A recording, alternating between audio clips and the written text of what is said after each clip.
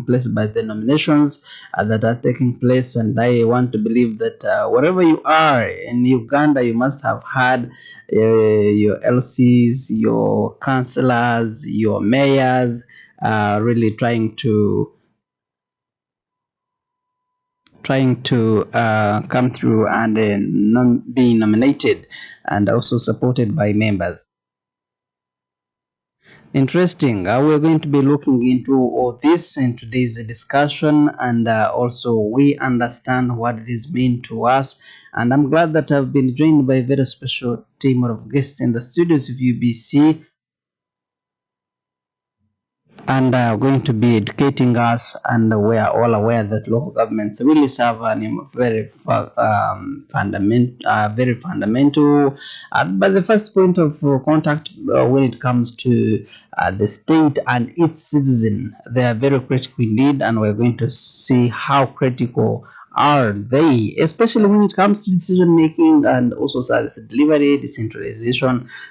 We're going to be looking at education, health, infrastructure, local economic development, and so very many. And our topic today is elections for local councils, a pillar for effective service delivery in this country we call home, in this country we call Uganda. A big privilege and honor to have a very special team of guests in the studios of UBC. Jackie Kemigisha Chiza is the Principal Urban Planning coming from the Department of Urban Administration from the Ministry of Local Government, and a big privilege to have you again. Thank you very much. It's my pleasure to be here in the studios of UBC. Interesting. We also have a privilege to have Magezi Chidin, who is the communications officer coming from Government Citizen Interaction Center. Warm welcome to UBC Ground Zero. Thank you for this opportunity to talk to our listeners and Ugandans in general about elections and service delivery. Thank you very much. Interesting. We're also going to be joined by Ibrahim Chitata as the LC5 chairperson from Rengo District, and later on we'll be joined by Democratic Party member Kira Ismail is the UAD President Emeritus, and we're going to be here for the next 2 hours looking at how best we can transform our communities.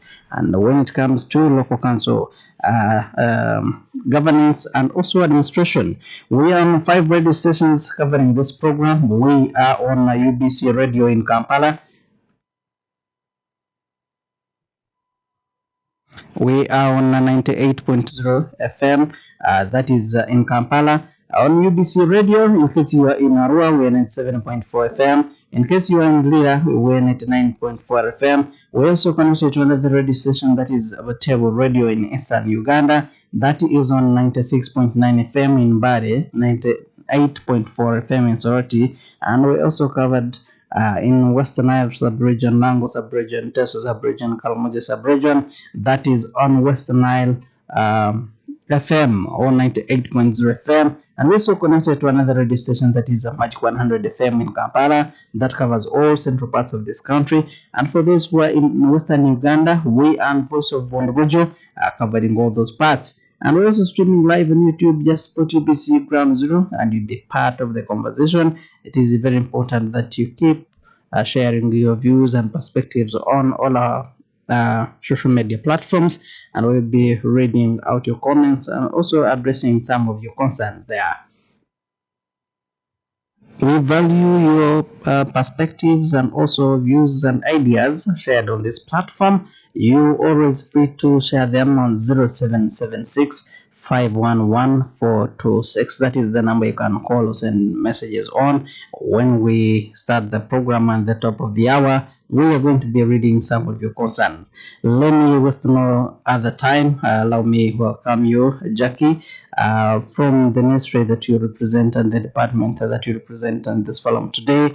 You can first update us, and people of Uganda perhaps would love to know how you are serving the country, but also looking at the mandate of the ministry, how stretched is the ministry, and also how you're helping local government councils to be really established and improving service delivery. Well, thank you very much. And I want to thank you also for this very interesting topic that we're going to discuss today. the pillar, I mean elections of local councils, a pillar to service delivery. A very interesting topic. Why? Because in every setup of an organization, government, there must be leaders. And these leaders must be elected by the people. And there must be a choice of the people. And at such a time in Uganda, where we are going into the general elections, it's a very interesting time because in the past we have had people go for elections to elect leaders without knowing the reasons why they are electing leaders. So indeed, having elections for the local councils is a pillar to service delivery.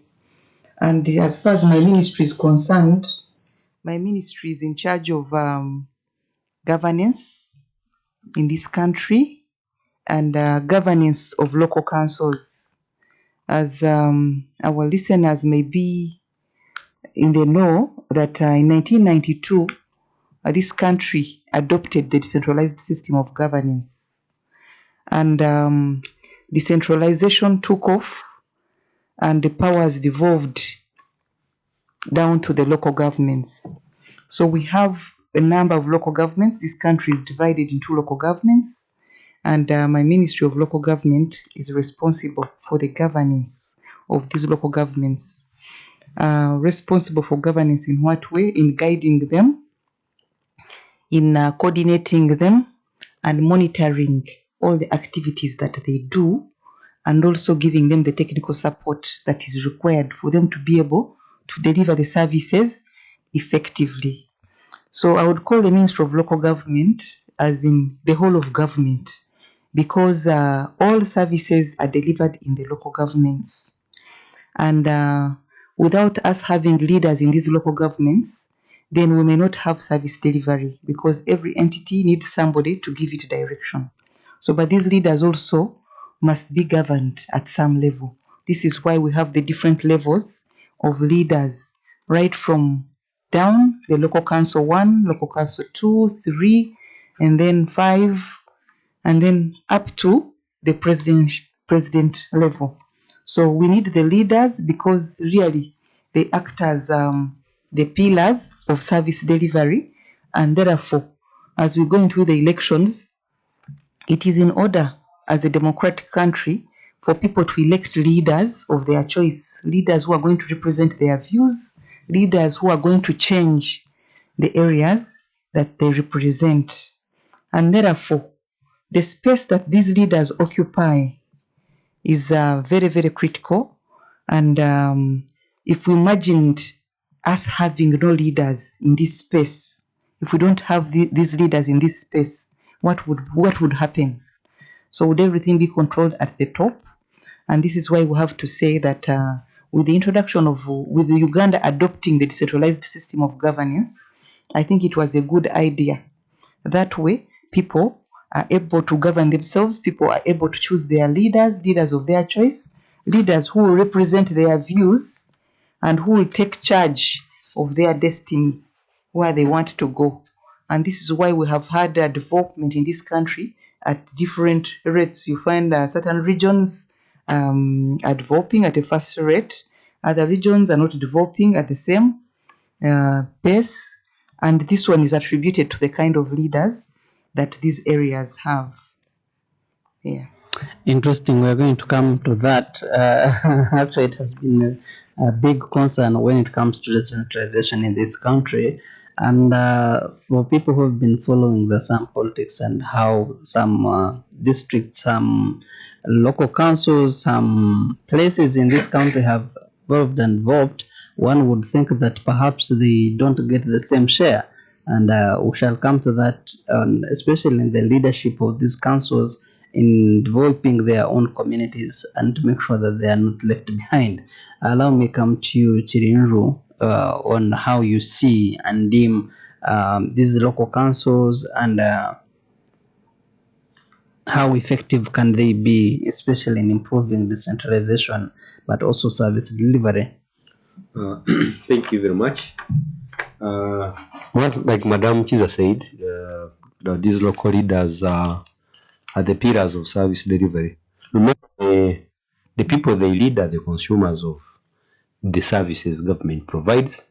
So when it comes to providing those services, the very people at the bottom of the pyramid, it is these local leaders that are important. And having them elected is also very important, because at the end of the day, the community elects a person they think can be, trusted, that can be of value to them.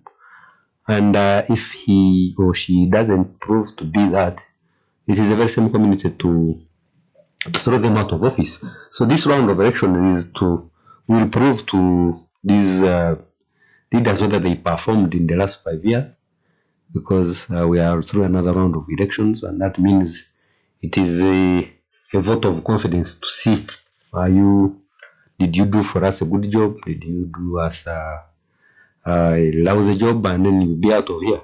So it is the directions are important, and that the local leaders are very extremely important. As you are aware, even when the NRA was still in the bush, they relied on this very system to survive in the initial years of the war and expand after they had stabilized. Without these local councils, local leaders being engaged, probably NRA would have struggled much more than they did. But because they had the trust of the local leaders felt they were part of this the struggle. So they played their part with passion. So when you have when you have a country where the president is elected, but also the LC1 is elected, apart from advancing democracy in the country in general, the local leaders feel they are part of the manifesto of the government. So they want to have their fellow parish people, their fellow Gombora people. They want them to be uplifted. Then secondly, these leaders they are the core of the stability of the country. They are the security, like I said, from the example of NRA in the bush. Because they are the ones who know who was born here, who has migrated here, who has gone away, and which son and daughter of who works where, comes in, whether it's during Easter or comes in during Christmas time. So they are the ones who monitor us. To get a passport, to get a national ID, these are the people you contact. So they are very important section of the government leadership. They help so much in many ways. For example, with these land issues is spreading like a problem, they apart from courts and police, they are one of those stop measures of chaos. Because they can know this is the person who has been here for this long. So if he's saying, maybe he's right. If you are selling somebody's land, they would know, when did you acquire this land, because this person has been here. So they're really important, and it's good that we elect them and feel comfortable with them, because at the end of the day, we need them badly. You can imagine you want to get a birth certificate, you first go back to your village if you are born there to prove that you are from there. So you can imagine how important that you are here in Kampala, calling yourself a serious person, but they want you to go to the village and they get approved. So you can see how important they are. Interesting. Thank you so very much. We're opening the discussion now. At the top of our, we're going to be picking your calls and also reading out your messages on 776-511-426. Jackie, I come to you again. A very significant role that you're playing in the ministry there and in the country, principal urban planning. And I'm wondering what mechanisms that the ministry have in place to ensure that these leaders that we're going to be electing are in the councils are aligned with the national urban development plans not just these ones who are in Kampala, but all Uganda. That someone in Kaberabyong, someone in MPG, someone in Busia, someone in Kisola, at the extreme end of the board of this country, they are on speaking the same language, especially when it comes to national development plans. Thank you very much. As far as the National Development Plan, we are aware that as we speak today, we are implementing the National Development Plan 4, and we are supposed to be implementing 6 National Development Plans according to the Vision 2040, which is our 30-year vision. So now we are on the National Development Plan 4. And along the way, we have had this country approve cabinet the National Physical Development Plan. Now, all these plans are aligned to the National Development Plans and to the Vision 2040. Why? Because first of all, planning, like I told you in 1992 when we adopted the decentralized system of governance, most of the activities that are implemented in this country are decentralized activities or decentralized functions. So the same applies to planning, budgeting, of course the socio-economic planning and the physical planning. All these are decentralized functions. So the local governments at different levels, especially the higher local governments and then the urban local governments, do their own plans. But all these plans must be aligned to the National Development Plan. So it is at this point that the Ministry of Local Government that oversees, that supervises these local governments, works closely with the National Planning Authority to ensure that both the socio-economic plans and the physical development plans are aligned to the National Development Plans, so that the plans cascade from down to the top, from the top to the bottom, and they are all aligned together. And of course, this is done with support or with the monitoring and supervision of the local leaders, the local council leaders.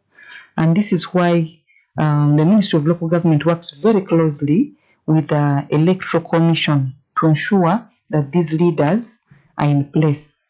Where the leaders are no longer in place, the Electoral Commission has organized elections. And in order for the Electoral Commission to organize elections, they must demarcate the electoral areas.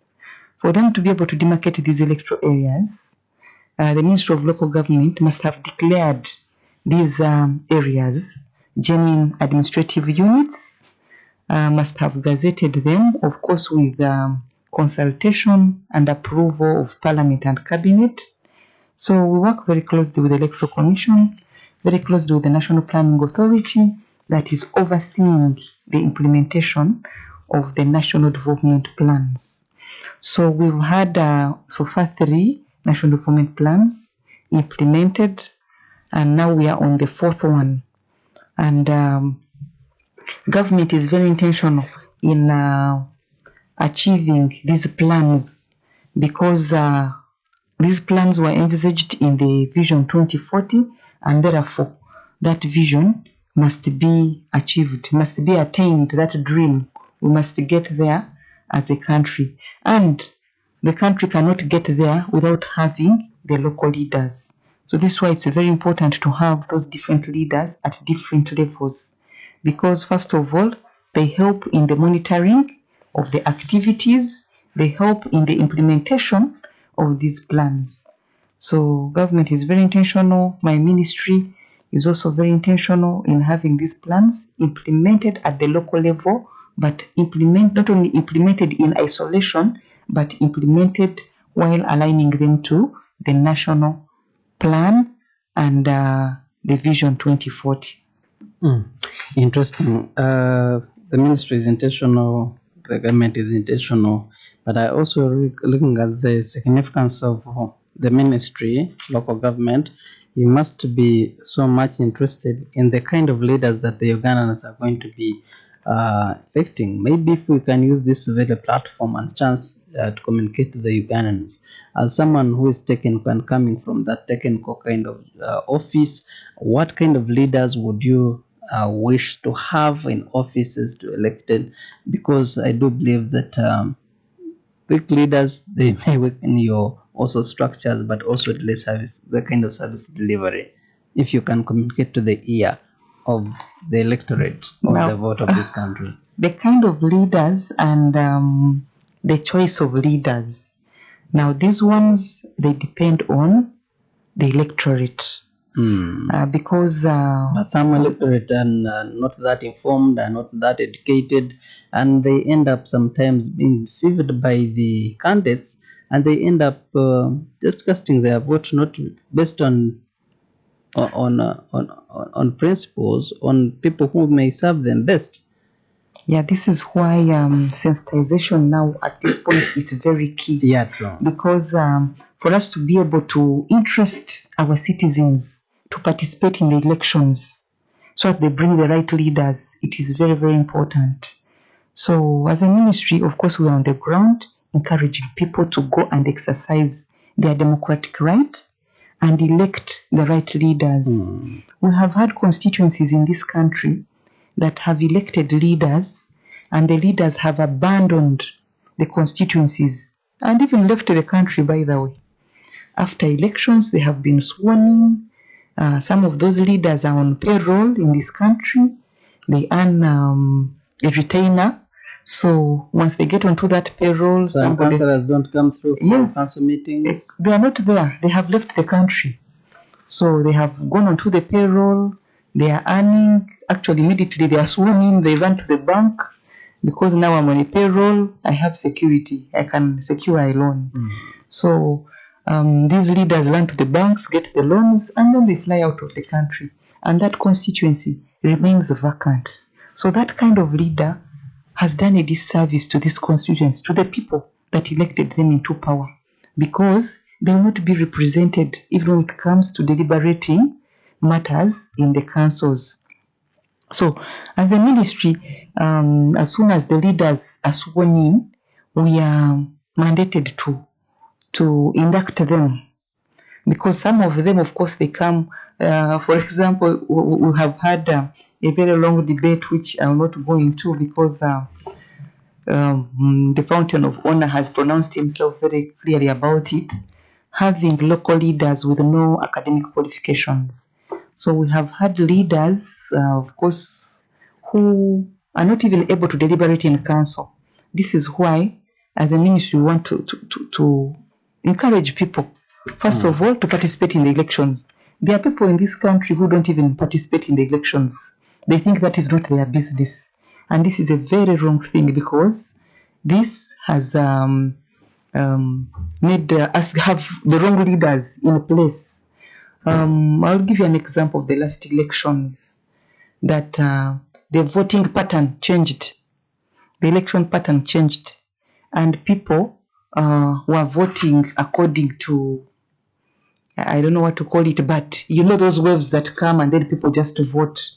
Somebody votes a leader that they've even never seen, but because somebody Amon, has got a this certain ticket, yes, so they carries vote this them. flag from a certain political Exactly. party. So you have not analyzed this leader, you have not assessed their capabilities, you don't know how they are going to represent you.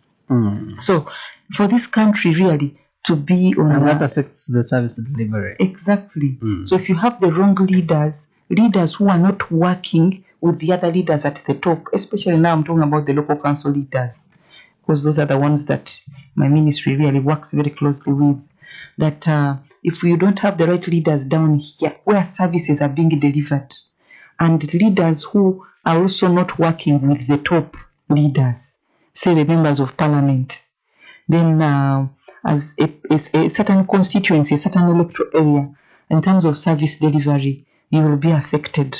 Services will not be delivered the way they should have been delivered. Why? Because you don't have a voice at a certain level.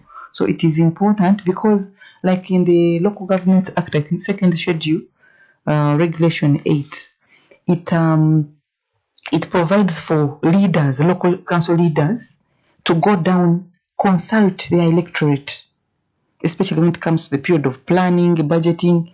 Consult their electorate, pick their views, pick the issues, the challenges in that particular area, and then go back, deliberate these issues in council, or forward them to the relevant authority. And then after that, go back and actually take back feedback as far as the response is concerned. So if you don't have that kind of leader who's going to do that consultation, if you don't have that kind of, if the leader is actually not in place, like those leaders I've told you about who, after being sworn in, they have abandoned their constituencies. So if you don't have those kinds of leaders, gardens, others go and attend to their animals, others are in Kampala here when they are councillors, some in some districts. Yes, then others come with very high expectations. They think getting into this position is a job. So some have come with very high expectations and are going to earn. Some roles or positions, especially in local councils, are not paid well. They are allowances only, especially some mayors. Yes, need to and research so much on that. That is what the law has provided for, that the local leaders are not, the law does not provide for them to be on the payroll, to earn a monthly retainer fee. Apart from the executive committee, that one is required to be full time. So there is there's a certain remuneration. Though it has been small, government has been discussing its enhancement. And most people come with the expectation to be earning so much. Exactly. And when they reach there, only to be surprised. So other than the chairperson, the vice, and the speakers, the others are not full time. Yeah, so they are leaders. They're supposed to be on the ground making consultations. So the ones that sit at the council are the ones that are remunerated. And those are few. So those are the executive committees, I would say, of the local councils, who work hand in hand with the local council leaders now, the councillors, and who do the consultations on the ground.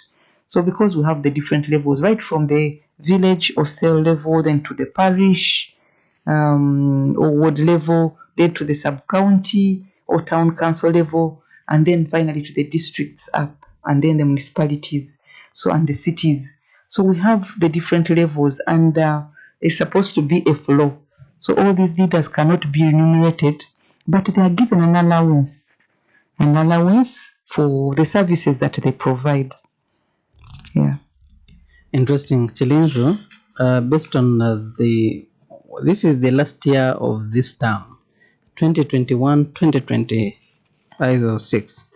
And you have seen how effective our councils have been, others brought by the wave, others brought by influence, others not educated but they are known in the villages. How do you believe that local councils are currently, do you think they are currently effective in fulfilling their mandate of service delivery? Or there is something that needs to be really cleared to make sure that we have effective councils? Thank you very much. Amazingly, these upcountry voters are likely to vote very effective local leaders, but less effective MPs.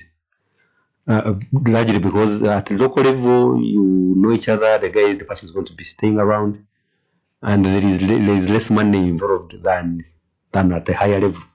So with MPs, people tend to vote if it's not an issue that is very serious. Normally, money plays a lot of influence in that election. But with local leaders, there is less money involved. Especially LC1s, LC2s, those ones, you vote somebody you really know. LC3s and 4s, those are people who have been around. Then just comes from Kampala. You normally vote a person whom you know, either he has been a doctor in your district and stays around.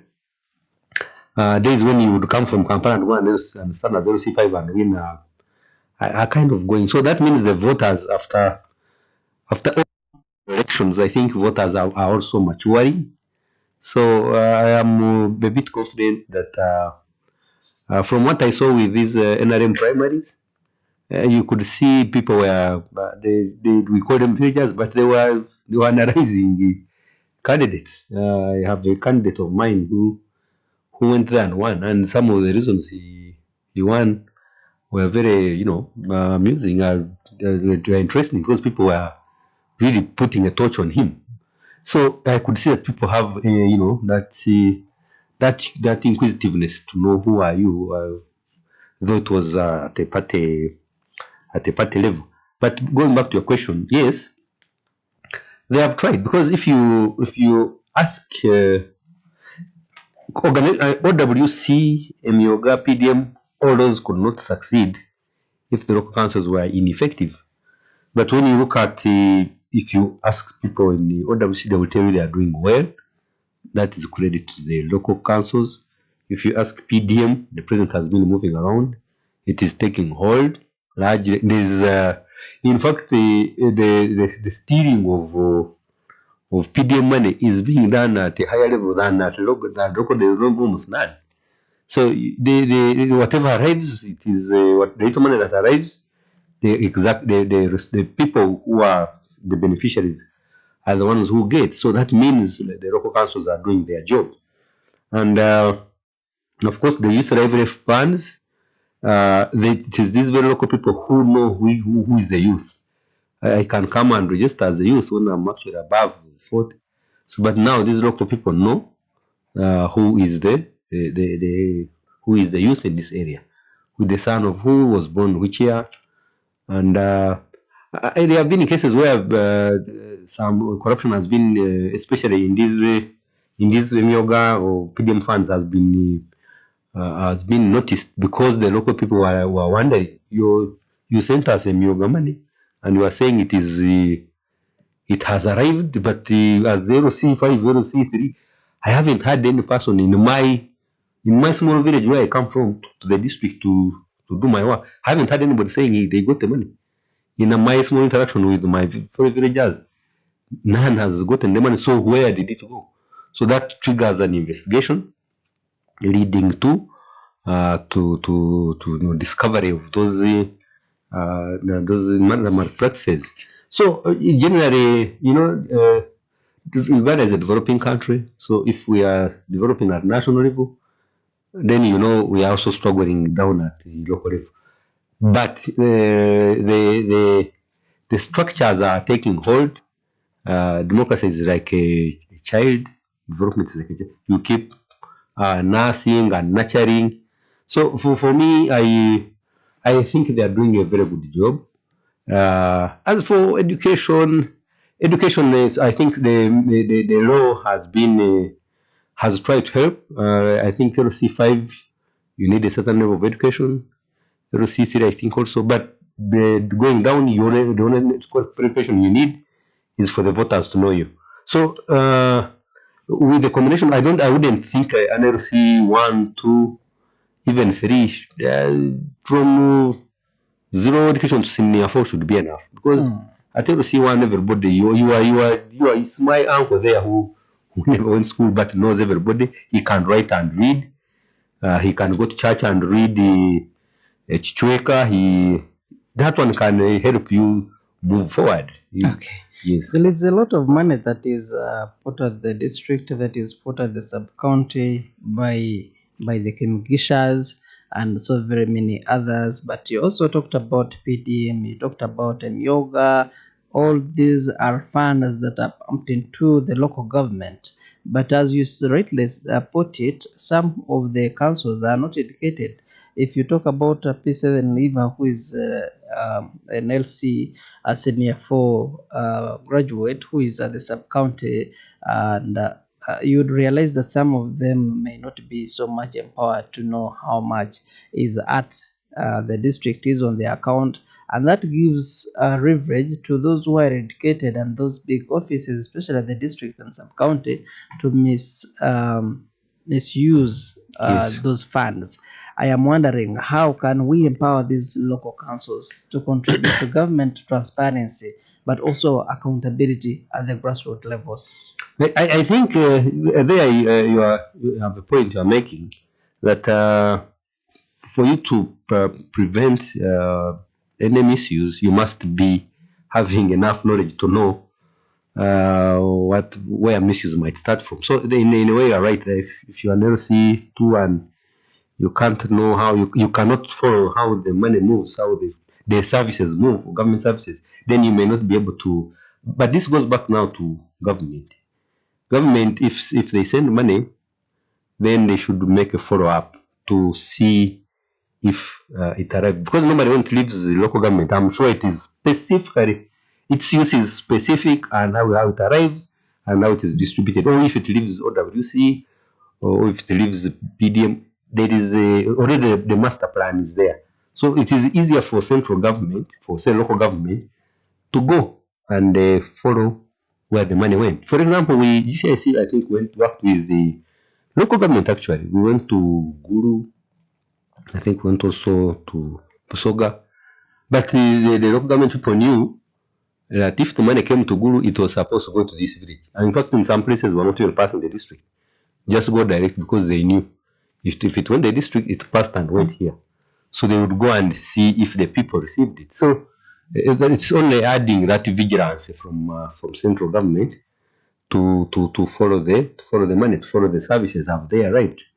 But otherwise, like you're saying, at district level, especially the leaders who receive only an allowance or a stipend for being leaders, they may take advantage of that money to, try and enrich themselves. So it comes back to the supervisory body should be remain in the local government or the officers at the headquarters of OWC, or finance people for PDM, because you're not going to give me money and then tell me to supervise myself. I may not be able to do it. So it comes back to Madam Chiza and her team to follow the money they have sent out, to see if it reached the people whom they have on record to receive it. Interesting. Before I take a break, so allow me to come to you, Jackie. Based on many years that we are celebrating decentralization in this country, do you believe that you've been, now that you've been in that office, in that ministry, in the field, you have worked with so very many of them, do you believe that decentralization has truly empowered local councils to make independent decisions that improve service delivery in this country, or they are still not? They're still depending on the central government? Interesting question. Now, dependency at times may never stop, but most of our people have gotten too much adopted to dependency. This is why the government has had to come up with a number of interventions, the parish development model being one of them. So because if we are talking decentralization, if we are saying decentralization, yes, to what extent have we decentralized? This is why the parish development model came, so that actually it can begin from the parish. And this is why we have had even people appointed at that parish level who were not there before, because this money is sent directly to the parish, so that the parish can be able to utilize this money. All that is decentralization. When you go to the parish, we have very many parishes in this country, but you will find, say, a district or a local government with, say, 100 parishes. Now, if every parish is going to get 100 million shillings, how much money is that getting into that local government? 1 billion. We have had parishes, we have had, say, sub-counties with very many parishes, and they have received this parish development model money, and they are not even able to utilize it compared to the population. Now, my colleague here talked about, because all this is related to decentralization, he talked about some parishes that have not accessed the money. And that is one area that we are tackling right now as far as the parish development model is concerned, to see that the money is actually distributed along the lines of what is the population of this parish, because there are some parishes that are highly populated, and then when the money goes there, the 100 million goes there, it's like a drop in an ocean. So, and that way, somebody would say, no, what is decentralization here? You see, we have not felt the money. So we have not felt the services coming down.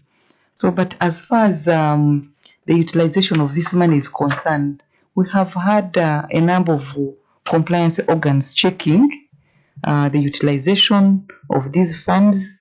You talked about the funds going to the local government and then not trickling down or being diverted. We have had a number of organizations, a number of agencies checking, like the Inspectorate of Government, like the Anti-Corruption Unit, the civil society organizations.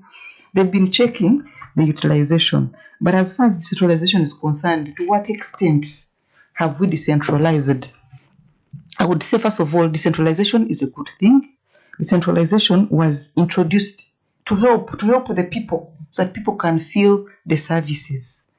So, but of course, in some instances, it has been abused. It has not been appreciated. But for me, in my view, I would say that while we still have decentralization in place, people should embrace decentralization. They should take advantage of it because it is the way to go. We have had different countries coming here to benchmark how we are implementing our decentralization policy. Really, you'll agree with me that, even the listeners will agree with me that as far as decentralization is concerned, it's been a good thing. It's taken services down to the people, and this is why government all the time has to come up with a number of interventions in order to deepen decentralization. And the parish development model is one of those interventions aimed at deepening decentralization. How would you take services to the parish level? How do you improve the household incomes at the parish level? So all that is decentralization, and it is one thing that we really need to deepen, embrace, and see that we even take it further to a better level, so that even other countries can continue coming here to benchmark on our success story as far as decentralization is concerned. There are countries in this world that don't have the kind of local leaders that we have.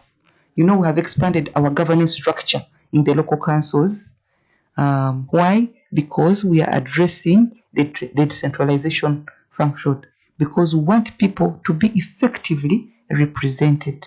And when we talk about elections today, this is why we are saying, can we have effective leaders in place? Can we have the right kind of leaders that are going to deliver the decentralization policy? I want to add something. Please. The people who are criticizing these interventions like PDM. Now, Madam Chiza has basically answered some of that question. For example, you cannot improve something you're not implementing. Now, PDM comes, it is measured equally throughout the country. Now, when they reach on the ground, they realize that some counties have more people than the other ones. So the money, when it is given to them, it basically disappears. So you go back on the drawing board to improve what is already being implemented. But in the area, would sit in workshops, talk, measure this, measure. You just basically get what is the best you can find, put it on ground, see how it works, and then improve it. That is how even our local government has been improving in terms of elections of leaders. We may have started with faults here, but over time, it's now no longer an issue. It's an election. LC5 candidates come, they know what to do. Voters now know what to do as well. So that's why people are coming here, like she said, to benchmark. How do you do your thing? Okay. Practice makes perfect. Practice makes perfect, but do you see that these councils really respond to community needs, looking at feedback? Are there really structures or channels for citizens' engagement and complaint resolution? Or these councils really are coming to these offices to make their ends meet? No, because if you look at, I have an uncle of mine who he sits on the land board. Now, that's already a body empowered to, scrutinize, land sales, land exchanges, or land disputes. So they are helping in the central here, where land is hot. It's a hot cake. If it was not for local leaders, maybe we would even having a, mass massacres. But because of local leaders, they alert the police area, they alert the RDC's area. When things get out of hand, they alert the president's office area. So they are helping, they are holding, some of these conflicts very well. So MPs, when they are looking for what is wrong with what is wrong in the constituencies, they may not go to the LC5 exactly. They may go direct to the LC1 and find out what is here, what is disturbing them, then compare with reports from RDCs, compare reports with the LC5s or cows. So they are helping. They are doing their work. They are doing their job to represent the people for sure, because they are taking part in security. They are the first person when it comes to security of the village. They are the first persons to. I mean, like at the district level, another this is the head of the security committee. So National Security, of course, has the LC5. I think I don't know the LC3, the cow. So if you consider the peace the country is enjoying, then you can say district leaders, I mean, those local leaders are doing their job, including in places where we have issues like if infiltrating into Kasese or Southern Sudanese disturbing some parts of northern Uganda. It is the local leaders who alert security immediately. We have an issue here. But So- whereas there is that contribution, but there is a narrative that also some local councils are also contributing to the instability and also conflict, especially in local structures. If you have to see most of the land issues, sometimes there are these chairpersons that sign on the agreements and sign on the contracts, sign on some fake land titles, and that brings conflicts, especially among Ugandans at grassroots level. That's very true. That's very true that in some places, of course, human beings will remain human beings no matter what. You will find one bad apple in many good apples, trying to trying to create a lot of havoc. So now there you involve other, because the government is a superstructure. Now the superstructure, the work is to make sure that if there is a mistake on one side, there is another body that can come and and sort it. So some of these leaders should be held responsible by the other organs, like probably above a district, probably central government or the courts, and because you are right, you some of the problems we have in the courts now, you find the LC's side, or the district land board approved, or the LC5 acknowledged and stamped. So you are right. The cases, those cases are there, but that is now that's what they call governance. Governance is not absence of problems; it's actually more of solving problems. So those ones will be there if they are interdicted and punished, and probably, of course, if they are interdicted, that means they cannot stand again. They are probably involved in court, so they want to be elected this time around because they are not candidates, or even if they were exonerated, but somehow they played the part, and the people got to know you have tainted your name already. So the voters may be like, no, the last 5 years we had issues with you, only the court saved you, but so this time now it's our time to punish you. So we have had so many. If you looked at especially our MPs, the ones who are not coming back, who are defeated for flag bearer, they are over 70%. So people are watching. People in the country, they are watching. We underestimate them, but they are watching. How do you throw away almost 70% of your representatives? That means you have seen they are either useless or you are done. So the people are watching. They know. Interesting. We're taking a very short break, and when I return, I'll be reading your messages and also picking your calls on 776-511-426. This is UBC Ground Zero and 5 radio stations cover this program. UBC Radio in Kampala, UBC Butebo in Eastern Uganda, UBC Western Nile in Arua City, covering Teso sub-region and Lango sub-region, and also Choli sub-region. We're also live on Magic 100 FM that covers central parts of this country, and those who are in Western Uganda, we are on Voice of Butebo. We're streaming live on YouTube. Just put UBC Ground Zero and you'll be part of the conversation. And when I return, I'll be coming with Ibrahim Chata, is the RC5 chairperson of Rengo District, will also be informing and educating us on this forum. This is UBC Ground Zero. I'm taking a very short break and returning in just a bit. I pray don't go away. This is the Ground Zero Season 2. Stay tuned. We shall be right back. Running the minimum standard which is expected of a public officer or a leader. This is nothing to do with declarations. It's how you behave, how you conduct yourself in office and outside office. I'm a chief. If my children are not disciplined, then I can't discipline other people, because my children will be the role model of the community. Because here the whole hullabaloo is caused by the introduction of the new lower secondary school curriculum, which is calling for research. Valink on UBC Radio, connecting you to the world of information. Did you know that living healthy is the cheapest way to manage your life? A variety of research shows that a healthy lifestyle is the best medicine to live longer and stay away from diseases. Exercise is very important to our health. If you include exercise in your daily lifestyle, it improves your eyesight, normalizes your blood pressure, improves lean muscle mass, lowers cholesterol, and improves bone density. You can jog, skip a rope, or do some other activity that will keep your body agile. Research further recommends eating the right food. Try to eat a variety of vegetables daily. You can eat them in any way, either raw or boiled or lightly fried. Consuming high amount of vegetables reduces high risk of cancer in the lungs, colon, breast, cervix, stomach, bladder, pancreas, and ovaries. You can also lose weight by consuming a variety of vegetables, and it will also satisfy your hunger.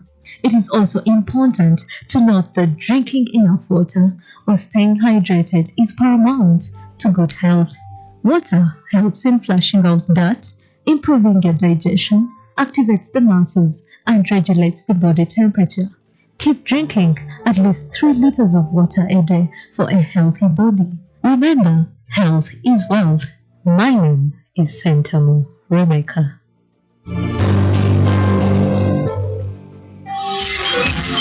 At UBC Radio, our radio network across the country is committed to inform, entertain, educate, and guide for national transformation.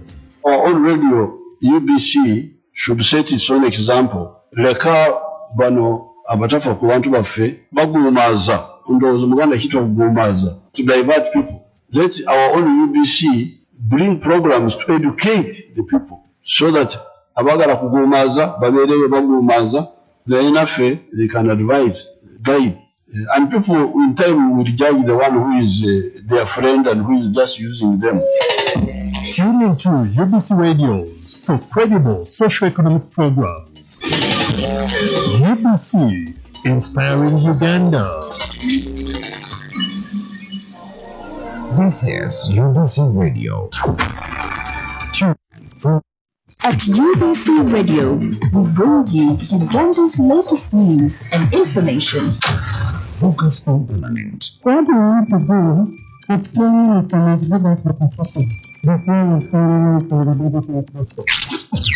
Sports. The environment. Politics. The mission we have is socio-economic transformation. Health. Entertainment. Athletes. And education. On the farm. Keep tuned into UBC Radio. UBC Radio brings to you the Timeline Radio Show, the space for civic and political rights for Ugandans. Tune in every Monday night at 10:15 p.m. to know your obligation in society as a citizen. UBC Radio, inspiring Uganda. Welcome back. Rose Season 2 continues. Welcome back from that very short break. This is UBC Radio, and this is UBC Ground Zero. We are on 5 radio stations covering this program and streaming live on YouTube. Just put UBC Ground Zero and be part of the conversation. 0776511426. Tell us what you think that we can do to empower local communities in order to improve service delivery. You're live on radio. Hello? You're live on radio. Yes, thank you very much. This is Henry Baguma. I thank you very much for that program, but my suggestion is, or my input is that there's a need for government to put more money in local government to step up their activities of LC1s and LC2s. For example, some LC1s and actually LC2s, they also don't have offices. They operate from chairperson's office. There is a need to establish offices for LC2s. Number 2, to organize seminars and sponsor annual general meetings for all village leaders so that we understand what we do. Like it is in Chankwa's National Leadership Training College. So this type of patriotism program can also come to the lowest level. And thirdly, there's also need to be cautious about the politics nowadays. You can find a chairman in NRM, the vice chairman is a new, the secretary general is FDC. So sometimes meetings end up clashing. So all these things need to be studied. Otherwise, we'll see structure is very, very good, but there's need for further study to improve it far better. I am Henry Baguma. Thank you very much. Thank you, Henry, for sharing that interesting concern, and we are looking forward to addressing your live in radio. Yes, Amon. This is Juma calling from Butega. You're live and clear on radio. Thank you so much today. And I would like to talk about what kills development of the country. It's fear to fire someone who is corrupt, someone who is developing his own or her own stomach, recruiting only his family members into power. We did not run any institution of the government. Let's develop, come, serve, live, you also come and serve. Service delivery is dead. The system of the government, how they can alleviate poverty from the common person, is dead. Who is to be blamed? Corrupt person first have to be fired away from the office. And without holding any government institution for at least 7 years to change. With that, we shall grow. Without that, we have nowhere to go. And remain stagnant the way we are, because we shall be promoting, instead we promote those ones who have corrupt chunk of money, and those are public. And at the end of the day, our people with disability, schools are lacking, hospitals are lacking, road infrastructures are also moaning like us, air transport issues are other issues, water transport. I did go to traffic police on the road. I need their sister in the water. I don't know whether police, their occupation. How can you tell the public that the boat capsized because it was overloaded? Now, who is responsible for checking the tonnage of the boat, if it is at the capacity or it is at the limit? Who is to be blamed? Okay, thank you so much. Most welcome, Juma. UBC Ground Zero, elections for local councils, a pillar for effective service delivery in Uganda. This is UBC Ground Zero. You're live on radio. Hello, good morning. A very good morning to you. Your name and where you're calling us from? I'm Victor from Pinda. Okay. Yes, me, I agree with the Henry Baguma. Most of these local councils, especially in the lower level, they don't know what they're supposed to do. If the local council in lower level know what they're supposed to do, they have to take the population down there where they are. So that if the population know what their responsibility is, that they will do good things because that's no election. When election is over, everything is over. What we know is MP, LC, we forgot about the local council. I thank you very much for this program. Thank you so very much also to be part and also sharing the perspective on this. You're live on radio. You're live on radio. Okay, call us again 776-511-426.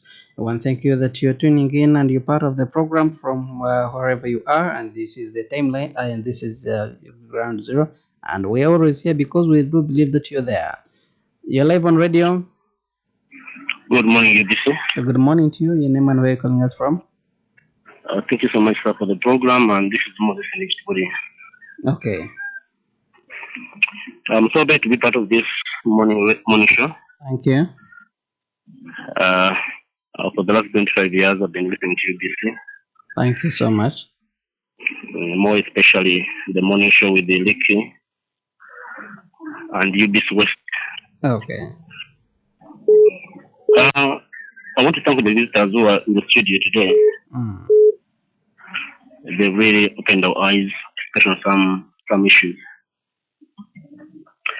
But I have several issues with me right now. Please raise them. My issue number one is when we talk PDM, it is especially for the people that in the villages, people are not employed. Last time when I was in Amman, I talked to my LC2 councillor. Much as he did give me a direct response, but what he told me was enough for me to judge the PDM project. If I'm a public servant, I work for the force, I'm a teacher, I'm a nurse, does it favor me? That's issue number one. Issue number two, the terms and conditions you put for us to get this money as PDM beneficiaries, do you think they are favoring everyone as a Ugandan? Issue number three, do you think PDM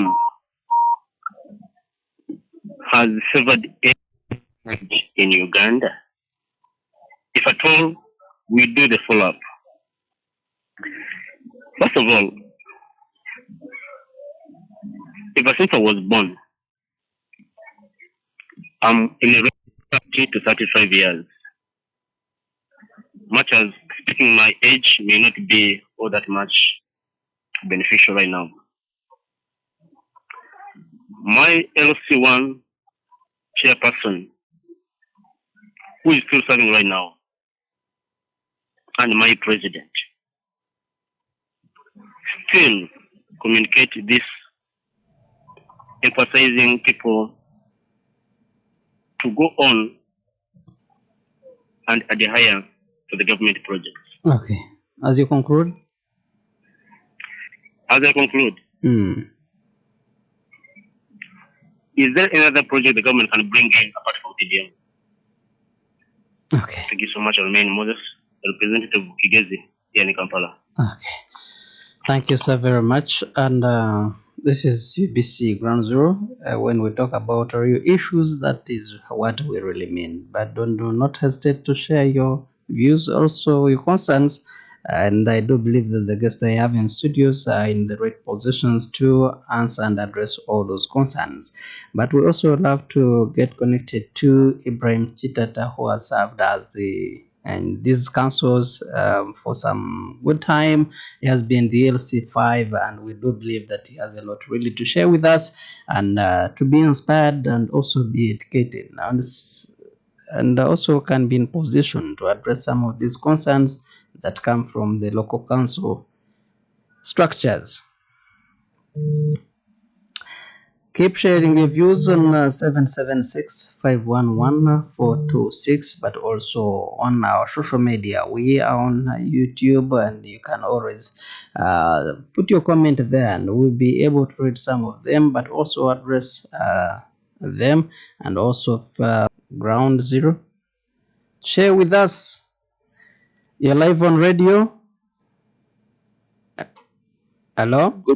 Good morning, our listeners. A very good morning to you. We are glad that you're joining us from Rengo. A big privilege and honor to be connected to you, and also to be connected to the people of Rengo district.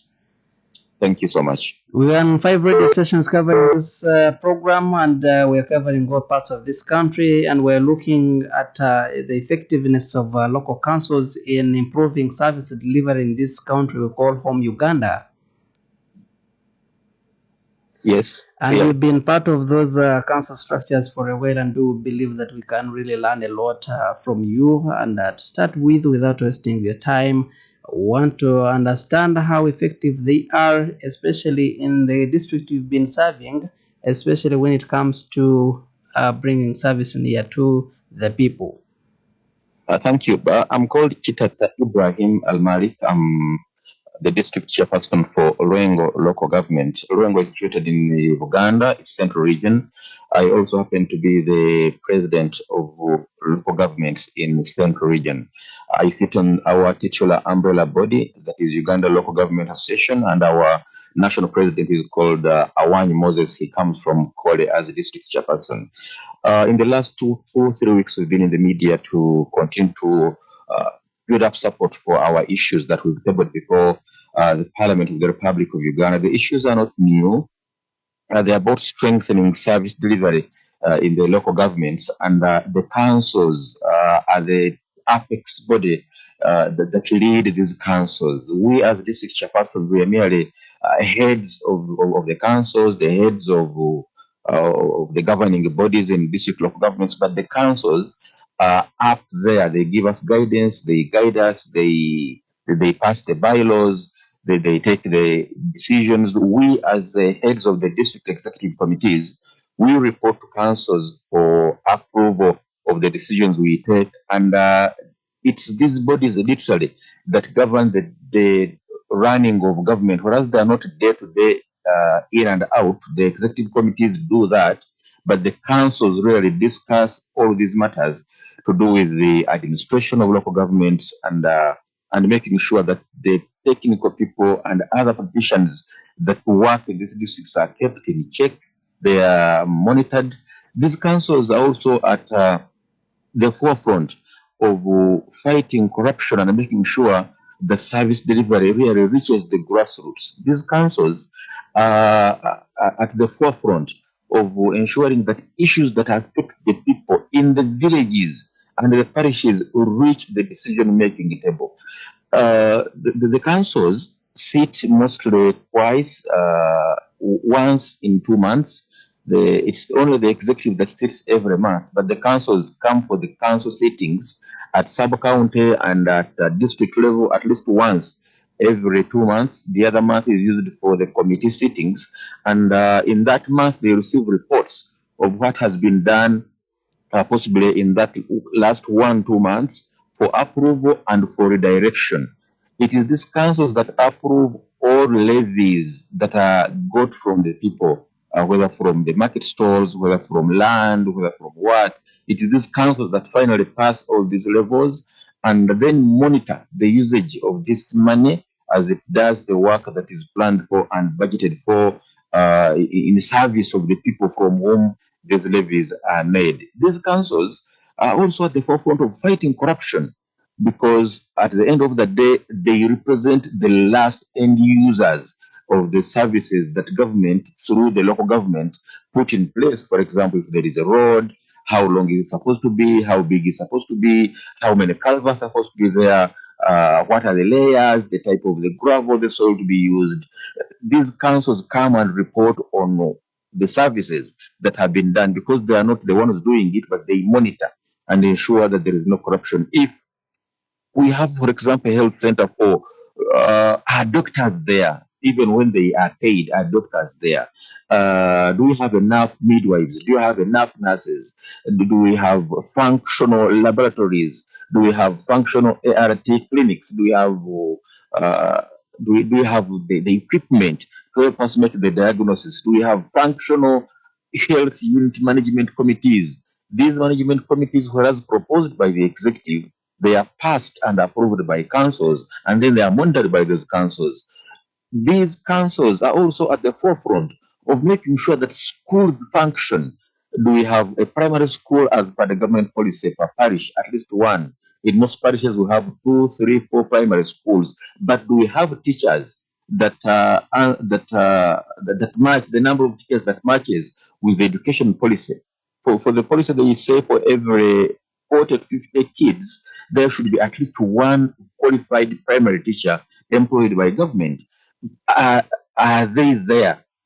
If they are not, it is these councils that finally proper pressure to make sure that we have a body that appoints these teachers, and that body is called the District Service Commission, that is appointed by the district chairperson with the approval of council. And after having that body in place, do we have enough wage? Do we have the wage to make sure that the teachers can finally be hired and can they work? So these local government councils have been at the front of making sure that services reach the people. But the key petition that we have put before the Parliament of the Republic of Uganda, and we are thankful to the Right Honorable Speaker of Parliament, Right Honorable Anita Amon. She allowed us to have this petition tabled before Parliament. It was discussed, and the Minister of Local Government, Raphael Magezi, was put to task to answer many of the issues that are hampering service delivery in the local governments. And key amongst them was the remuneration of these councils. These councils are not just at the district, they're the district, they're the sub-county, they're the municipal. We also have the parish councils. We also have the LC1 councils, which we call the village councils. The head of the village council, who is the village chairperson, is paid just 10,000 per month. This situation is appalling. You expect someone to work almost 24 hours and the remuneration is just 10,000 per month. A sub-county council is supposed to look at these roads and make sure that there is value for money. Is paid just 35,000. A district council 170. A district chairperson is appalling. We've been in service for the last 4.5 years. We don't have capacity to even serve, monitor government projects. I myself in Roeng was Chata Ibrahim. I still drive my own personal car that I came with, and we are exiting office. But people want services. You pay a member of parliament between 45 million to 70 million, and you pay a district chairperson per month just 1.7 million shillings per month. So the effectiveness of service delivery has been hampered by the low pay to elected leaders in these councils. And this is key to the agenda that were put before government. And we are thankful to the Right Honorable Speaker, Anita Among, and the President of Uganda, who have finally listened to this cause. And we hope that the budget that we have begun making for the next financial year 2026-27 will answer many of these causes. But it's not just about pay. How and why should you give 80% of work to the district councils and sub-county councils and only give them 9% of the budget? At the beginning of the decentralization process, local governments were receiving 24% of the whole national budget. But today, whereas there is increased, they have put more services and responsibilities in the hands of the local government councils. The pay and the money that goes to local governments has reduced from 24% at the start of the decentralization process to just 90% in this budget that we are finishing. So we have called upon government members of parliament and the cabinet to increase the resources that go to these local governments to help them function properly and serve on the mandate that we continuously day by day hand over to them. There has also been a tendency of increased decentralization of formerly decentralized functions. And this one takes away services away from the people. You have a secondary school that is in the community, but you say its management is in Kampala. How do you want it to be equitably and properly supervised when even the car of the district cannot transfer a rogue teacher in a secondary school? So the technocracy at the district, one, whereas appointed by the district service commission, but the central government sends in a cow, but this cow has almost no power on these teachers in secondary schools. So there should be some semblance of power such that supervision is efficient and is effective. The councils have also requested us in the petition that we have tabled before Parliament to make sure that there is more fuel to help us make more roads. We are thankful that 1 billion was given to each district, but some districts are too big. We have a district like Singiro, very big, Ruengo, big.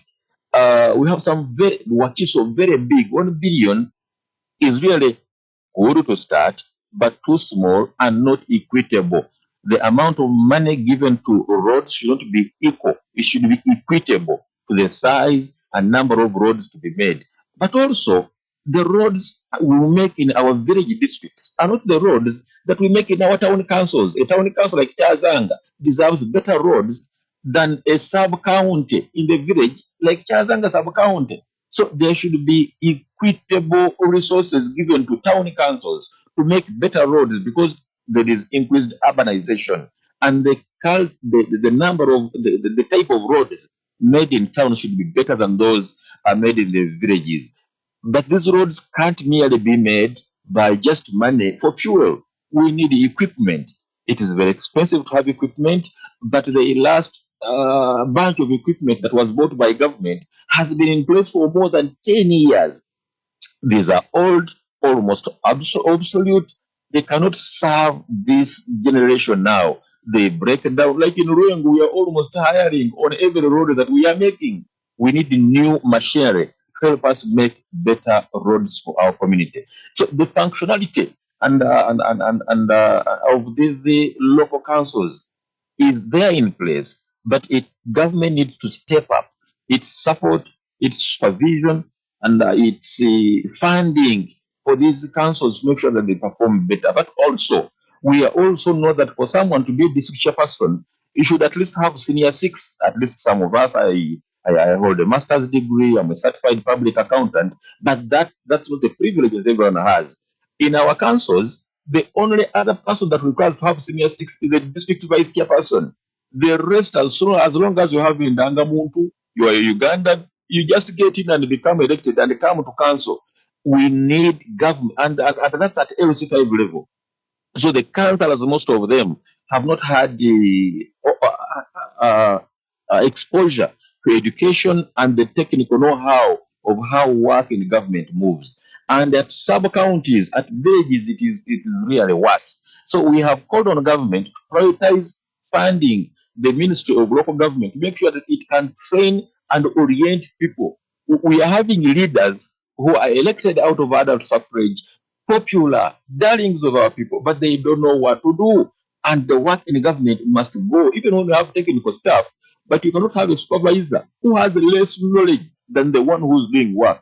The supervisors who are the elected political leaders, whereas qualifications for them to get to office are too low, they need to be given adequate retooling and training to make them able to do and function better. I think with that we shall have better service delivery in our local governments, and Uganda will shine better. Thank you.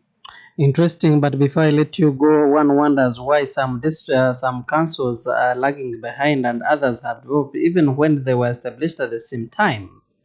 Why is the missing link? Is it about the leaders that we are voting into power who are not right leaders, or it comes back to the local council and the ministry? Sometimes it's a function of democracy. You know, when you tell cats to elect a leader, don't expect a goat to emerge as a winner. it's a function of democracy. When sheep are electing a leader, don't expect a lion to emerge. A lion will only emerge when lions are voting a leader. So you cannot expect a very good leader to emerge from a population that is largely illiterate, a population that is largely tribal, a population that is largely sectarian. The qualities that our people down vote are not the qualities that we should have in most of these offices. But because of democracy ushered in by the NRM government, this semblance of quasi-democracy, it brings in everyone that the people think are the best people to lead them. And sometimes the parameters used to choose these leaders is not on how effective the leader will be, but on how many times really has he slept at the funerals, how many people has he buried, how many graves has he dug, how much money does he have in a pocket to contribute at funerals and wedding meetings, how many niginas, how good can he dance. These are the real qualities that people based on to elect the leader. So when you get into office, you get to know that the game is different. You expect to play football and you find people playing wrestling. So a good footballer can hardly be a good wrestler. Our people down at the grassroots as they go through elections need to be given enough education. It's called civic education, the right qualities of a leader. We need to make sure that we stamp out this corruption. You find a person who has money to buy elections, has really purchased a district, and it's in his hands or her hands. And such a person cannot give leadership, even himself. He only led herself or himself into making money. But when it comes to the nitty gritties of running government, such a person is inept and unable to do what he's supposed to do. But such people get elected. So the quality of service is as good as the quality of the voter. So when you see some districts performing poorly, just know, yes, these are the people that gave rise to such a person. So we need to tell our people that even when you are in this level of education, even if you are uneducated, pick the best to lead you. Because when it comes to leadership, the best should really give leadership. But when the blind elect the blind, when at least they have one eyed amongst them, they lose out on the other qualities that are needed. So when it comes to competition, you find that districts that have known what to do get good leaders, and even when they get good leaders, you need good counselors because it takes two to tango. And at the end of the day, you also need good technical staff. But you find some technical staff are into government through corruption, through nepotism, through son of so and so. Such people, you cannot demand quick service delivery from them. But since this is Uganda, you move up 2 steps and then down 3 steps. We are there. At the end of the day, we should not get tired. Teaching must continue, but also orienting leaders to make them have some semblance of knowledge is the key to making sure that there can be some balance in service delivery for the whole country to move in one direction, in one at a go. I understand that you're very busy, Honorable. Your parting shots and also call to action, especially in government. We have Kemisha here representing local government, ministry, and also maybe one word to the electorate. We understand that we're in 2 nominations for the local councils, and perhaps your call, advising the voters would be very important, especially on this platform. Thank you. We thank you for the opportunity to talk to our people. Always will be grateful to UBC. And the Minister of Local Government has tried to do what it's supposed to do, but I'm sure they are being let down by our members of Parliament. We thank the Speaker for standing up to defend the interests of local government, but our members of Parliament have. I don't know the problem they have with the local governments. They want them there, but they don't want them to do the work they are supposed to do. So you find our minister, I was in Parliament myself, the minister literally begging MPs to help him help local governments to serve better. And I think that's not good. So we call upon our people as we finish with these nominations to be peaceful. There is no reason for war. Let us choose the best. Let us see. Yes, we are poor. You cannot take away the temptation of people receiving money. But when you eat, don't think with your stomach. After eating, please think with your head, because your head is supposed to speak for you are the best leaders that will lead you for the next 5 years. Choose the best for yourself. Be peaceful. Don't fight. Don't lose your life in this election. It will come. It will go.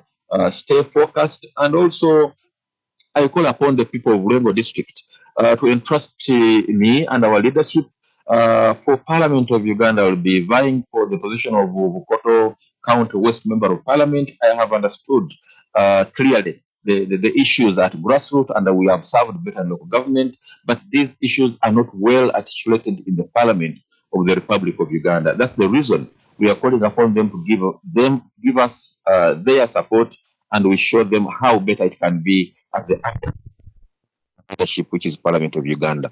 Thank you. I remain Chitata Ibrahim, District Chairman Rongo, aspirant of Upper West Member of Parliament. Stay blessed. I don't want to campaign for you, but I do believe that you deserve it.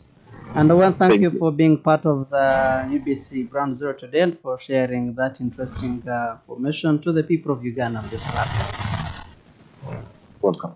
Thank you so very much. Joining us from the other side of radio is the LC5 chairperson, Rengo District, Ibrahim Chitata, sharing his perspective and also sharing his experience as the LC5 chairperson, someone which we believe that is some high position when it comes to local councils. And allow me go back to my studios for my guests to address some of the concerns that we share from Chitata and also from some of the listeners that shared their views before we went into the break. According to Honorable Chitata, one would think that some of these councils, one would say in the popular narrative that is a barking dog that has no teeth to bite. How true or false is that? I will start with you, Kemigisha, and then later to Chirinju. Thank you very much.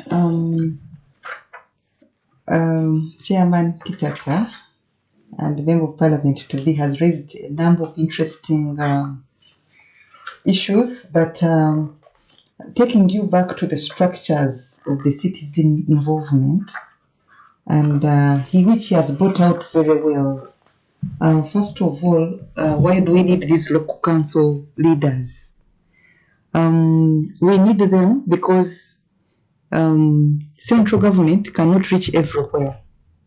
And therefore, these local council leaders are supposed to maintain close contact with the electoral area. They're supposed to consult the people on issues that can be discussed in council, because not everybody can go to council. And that is, of course, where necessary they do the consultations. They're supposed to present views, opinions, and proposals to the council from their people. They're supposed to appoint, for example, a day. All this is provided for, by the way, in the law. They're supposed to appoint a day in a given period for a meeting between their people, the electoral area. They're supposed to report back to the electorate, the general decisions of council and the actions that need to be taken. So when this is not done, you will have some of the challenges that Chairman Kitata has raised. Challenges of lack of equitable distribution of resources. And on this one, I agree with him 100%.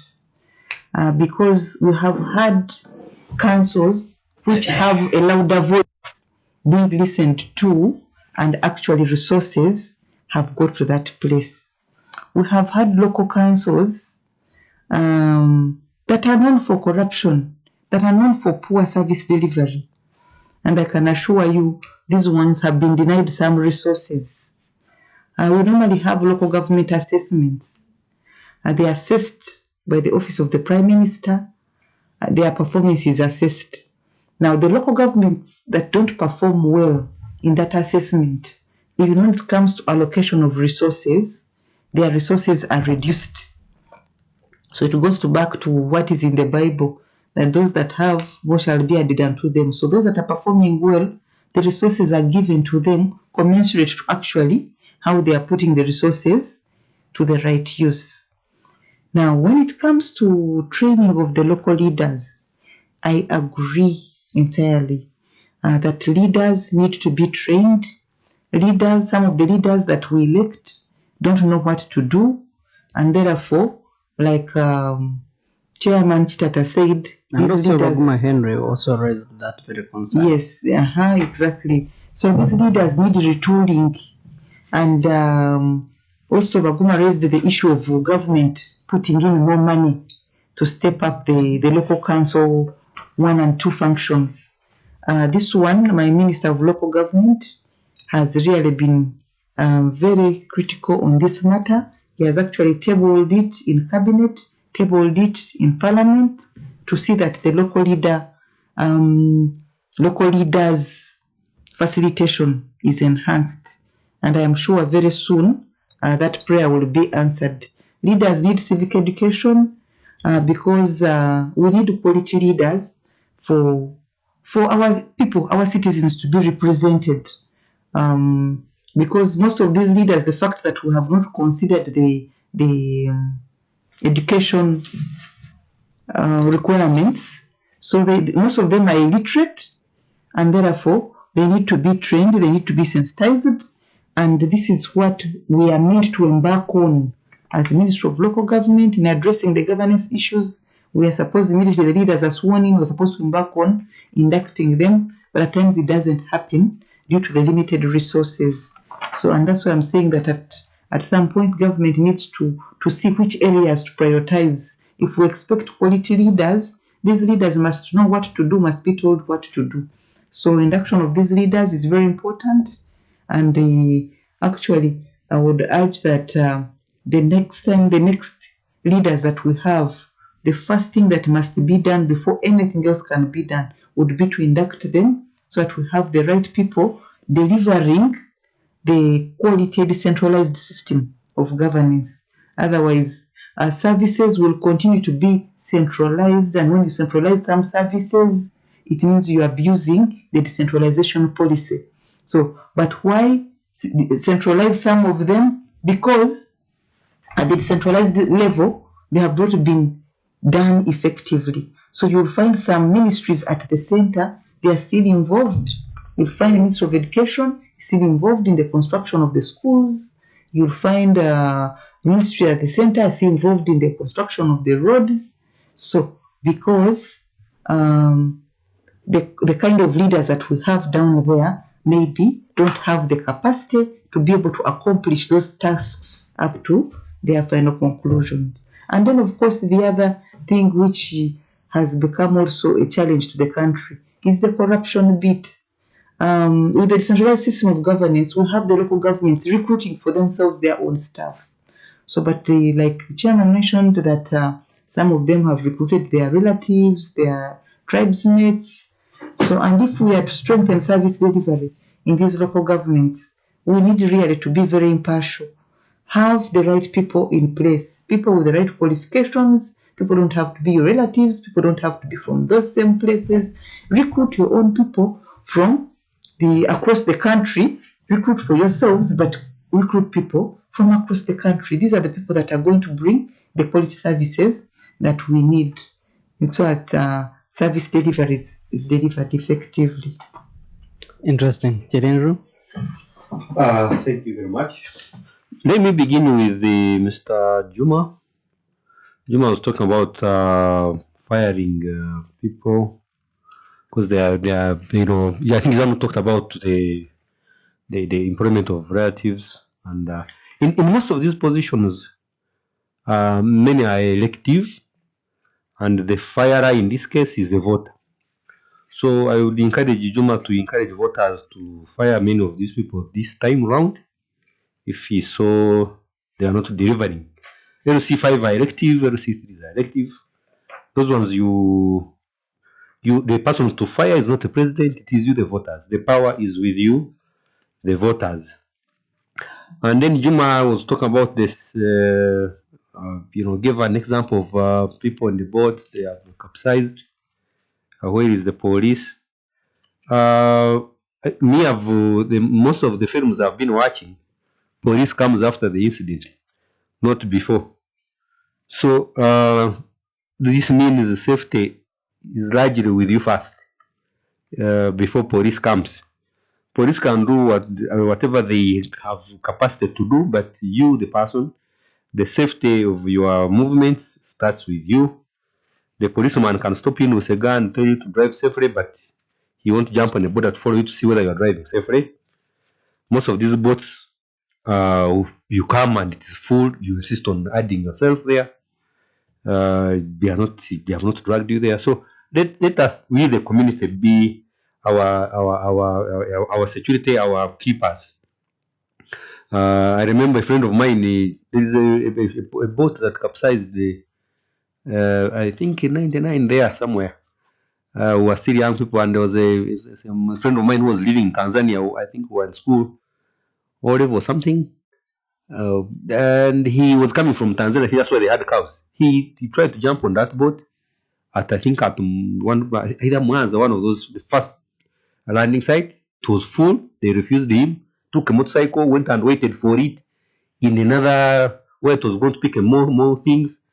He reached there. Unfortunately, reached late. So he didn't enter. It didn't move very far. After 2 kilometers, it capsized. So you can imagine the man was struggling to go and die. So he was saved because he reached late. So let's begin with ourselves. Then Moses was talking about public servants. No, he talk about whether public servants qualify for PDM. That one I'm not so sure very well. I think Madam Chiza can will help us here. But on conditions, whether they favor everyone, I think the PDM conditions really are very, very soft. So in fact, instead of favoring one, most of the time the people are voluntarily removed from them. If you earn more than this amount of money, don't go and really disturb the PDM money. So it's for people who are much worse situation than you are in. So really, that one, let's agree, the PDM conditions are not that bad, as long as you are known in that village. And I think it's also, maybe Madam Chiza will confirm that. If you live in Kampala, why do you go to Gunjiri, register in the parish, you get money, come back to Kampala? I think it's supposed to help people who are in that locality. I agree with Chitata on how difficult it is to pay somebody 10,000 and expect that very person to supervise a project of a billion shillings. It does not make sense. But luckily enough, he says Parliament is looking into it. Otherwise, it is difficult. You are paying me 150 a month, but you want me to go and see if the roads are done in a district like he said, Ruengo is big. Then I use what am I going to use to do that? I will not go there. If they ride me, I may ride at that. I went there, not because I don't want, but it is a bit difficult. So it's a bit of a challenge, but he says Parliament is working on it, which is very good. Luckily enough, he might be, if he wins, in the next Parliament that will really solve the problem. So luckily enough, he's already in the race. Then also the election of poor, educated people. Government UPE I think is now hitting 10 years now. I think we are about to start having educated people in every village. UPE USA is producing at least people who don't know what they're doing.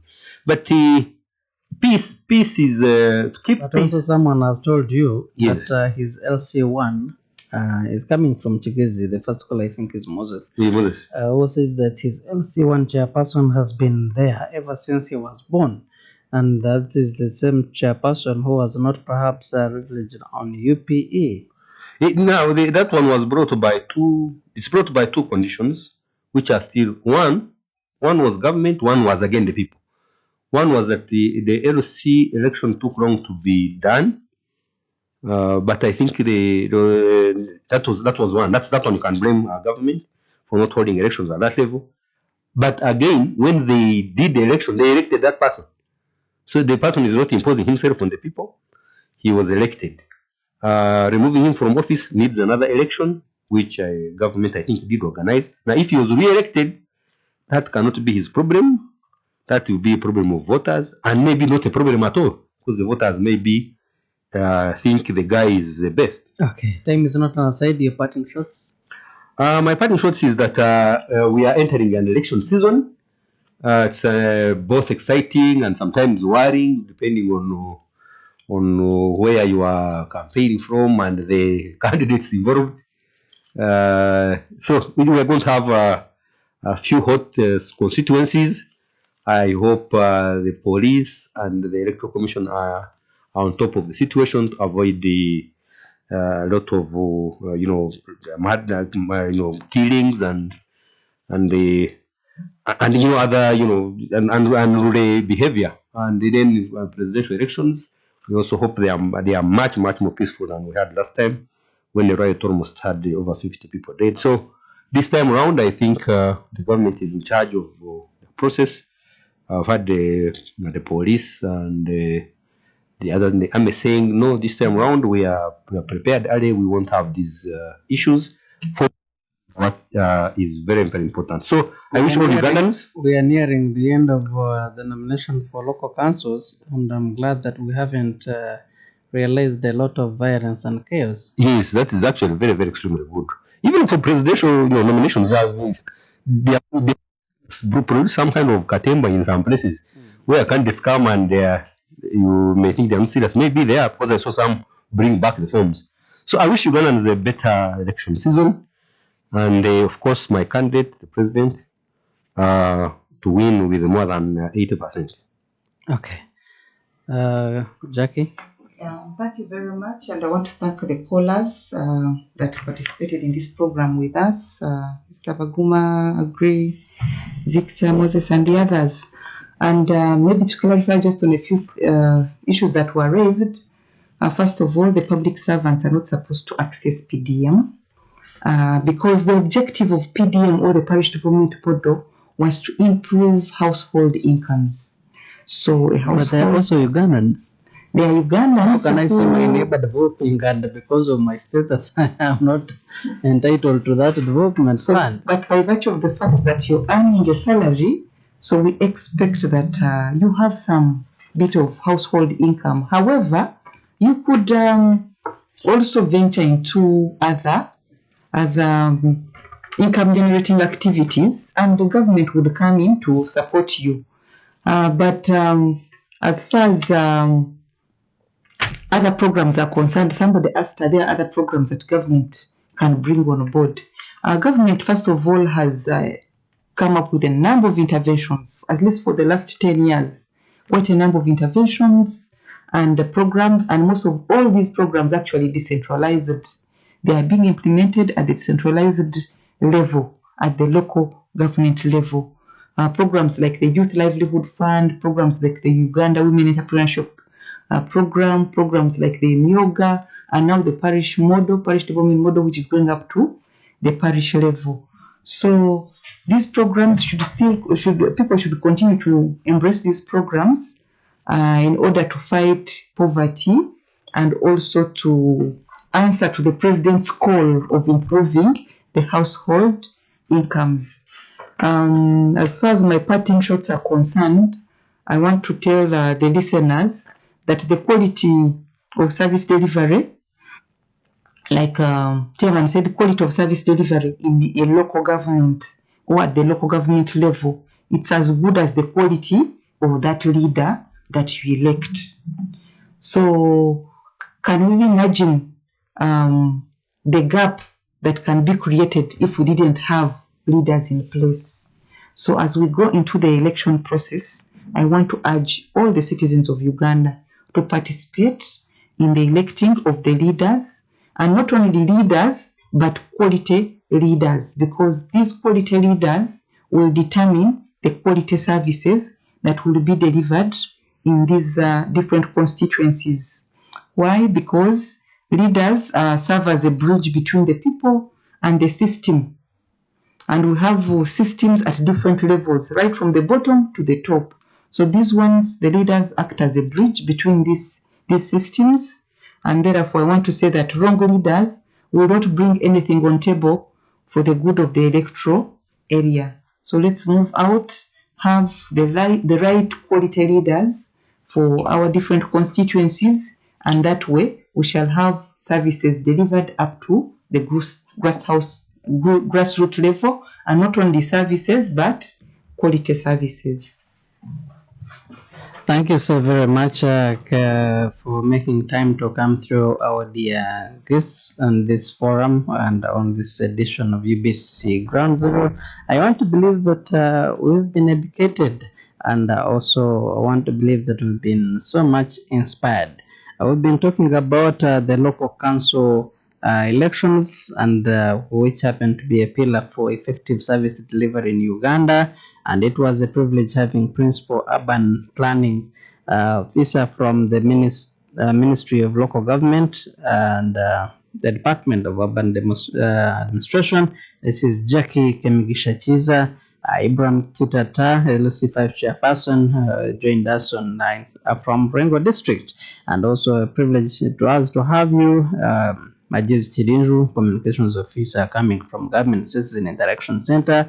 And I want to believe that this program has been called actions to so many stakeholders who are concerned, especially from the time we nominate our leaders to the time they're going to be electing them. The good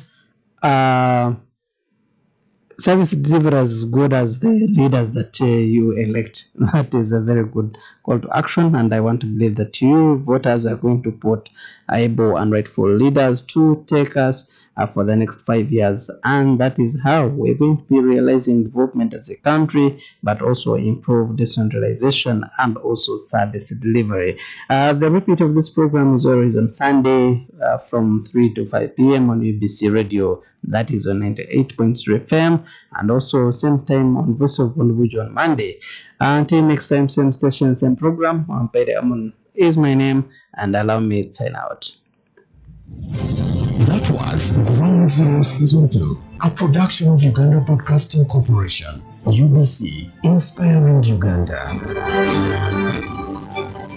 It's hot. But that's it. We didn't know exactly what the problem was on the ground. There is no pretending about the effect of this thing. There's no pretending about that. Nobody showed. It's a problem. It's one must. This is not the stage at which you start planning to tax a commodity like coffee, especially from down there. It's intellectually engaging. The Constitution provides that the land must be registered under the National Senior System, which is one of those that supervise farming. Ground Zero Season 2, live and syndicated on the public and national broadcaster, UBC, inspiring Uganda. At UBC Radio, all our radio network across the country is committed to inform, entertain, educate, and guide for national transformation. On radio, UBC should set its own example. Leka bano abatafa ku bantu baffe bagumaza. Ndowooza Muganda kitwa kugumaza. To divert people. Let our own UBC bring programs to educate the people so that abagala kugumaza babeereyo bagumaza. Enough, they can advise, guide, and people in time will judge the one who is their friend and who is just using them. Tune into UBC Radios for credible socio-economic programs. UBC, inspiring Uganda. The minimum standard which is expected of a public officer or a leader. This is nothing to do with declarations. It's how you behave, how you conduct yourself in office and outside office. I'm a chief. If my children are not disciplined, then I can't discipline other people, because my children will be the role model of the community. Because here the whole hullabaloo is caused by the introduction of the new lower secondary school curriculum, which is calling for research. The Link on UBC Radio, connecting you to the world of information. Did you know that living healthy is the cheapest way to manage your life? A variety of research shows that a healthy lifestyle is the best medicine to live longer and stay away from diseases. Exercise is very important to our health. If you include exercise in your daily lifestyle, it improves your eyesight, normalizes your blood pressure, improves lean muscle mass, lowers cholesterol, and improves bone density. You can jog, skip a rope, or do some other activity that will keep your body agile. Research further recommends eating the right food. Try to eat a variety of vegetables daily. You can eat them in any way, either raw or boiled or lightly fried. Consuming high amount of vegetables reduces high risk of cancer in the lungs, colon, breast, cervix, stomach, bladder, pancreas, and ovaries. You can also lose weight by consuming a variety of vegetables, and it will also satisfy your hunger. It is also important to note that drinking enough water or staying hydrated is paramount to good health. Water helps in flushing out dirt, improving your digestion, activates the muscles, and regulates the body temperature. Keep drinking at least 3 liters of water a day for a healthy body. Remember, health is wealth. My name is Sentamo Rebecca.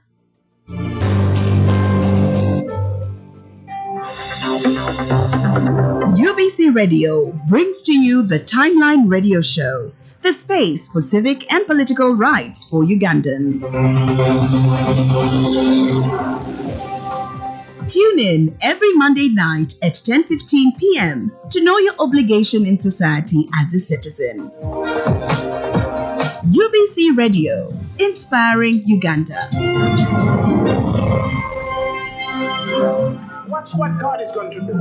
Because I've seen for every rejection or hatred on my life, God has multiplied glory.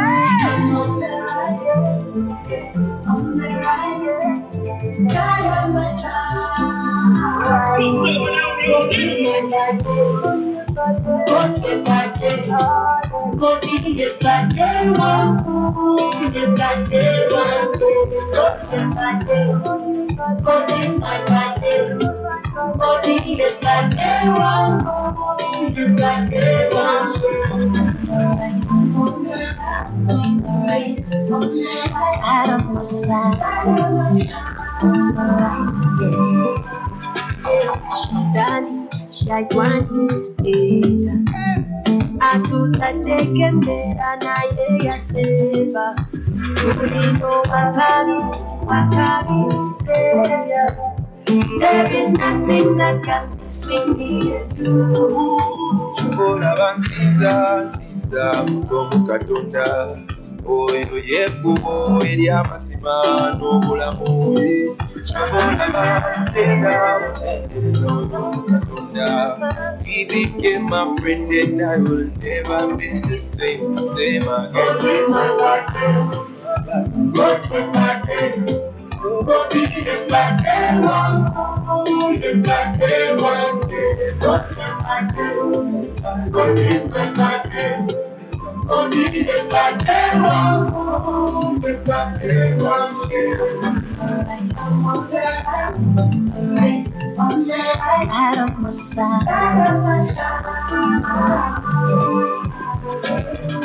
My God, they invited me. I don't know you are my homie. They were money munina behind me. Amula mulinya Katonda. I gotta find a friend in you. I gotta have a good relationship with you. That's why I'm not afraid of anything. Not afraid of anything. God, all this my body. Love him, I'm every day. Oh, I'm one day. Now I'm telling that, hello, make my way. Mama,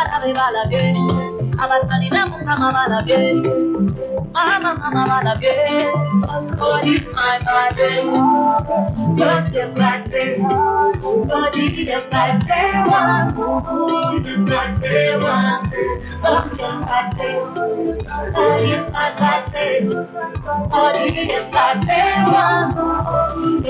is my day.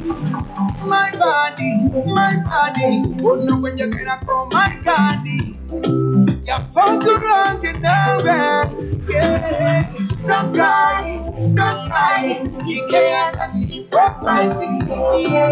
Nobody cares like me,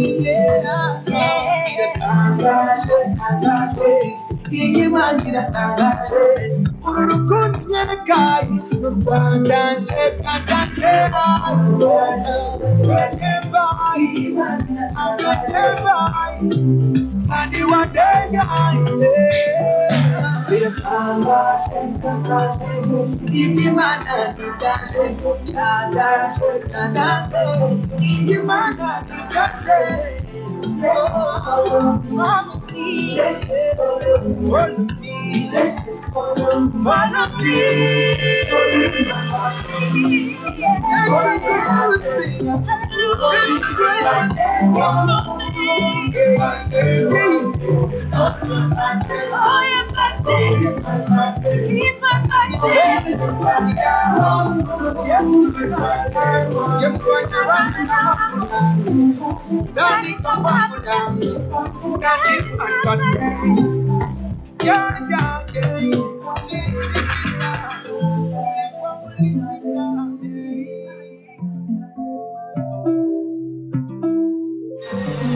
This is UBC Radio.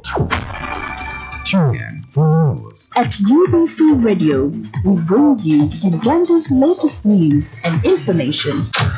Focus on Parliament. What we need to do is training and give us the position before we finalize the budgeting process. Enjoy sports. The environment. Politics. The mission we have is socio-economic transformation. Health. Entertainment. Updates in education. On the farm. Keep tuned into UBC Radio. Inspiring. Take a walk of literature in the Journey program. A memorable walk of life into creative writing, arts, fiction, and non-fiction every Saturday from 12 to 1 p.m. only on UBC Radio. From Julius Ochwinyo to Susan Chiguri to Jack Mapanje. Join us on the journey as we take you into the lives of various writers in the world of literature. The Journey on UBC Radio.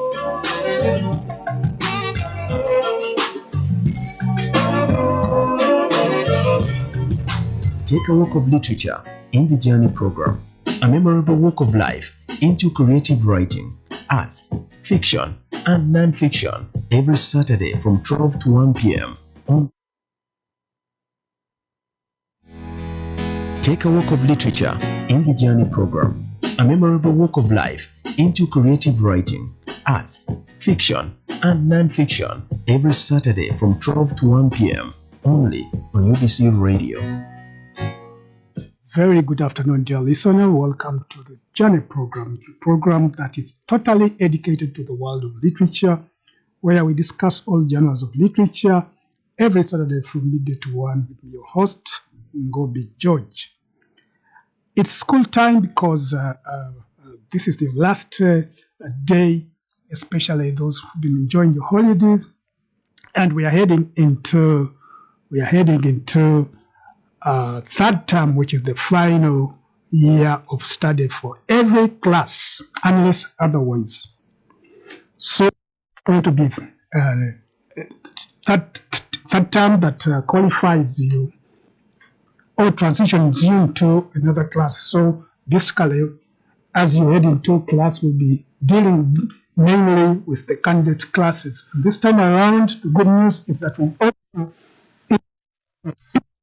LE candidates, that's the P7 candidates, they are going to be on board, especially when it comes to how best you could pass. And we are going to concentrate on the English paper, English subjects, because this is a literature show. And I looked at the papers, I tried to look at the P7 paper, English papers, and they have a poetry section in it.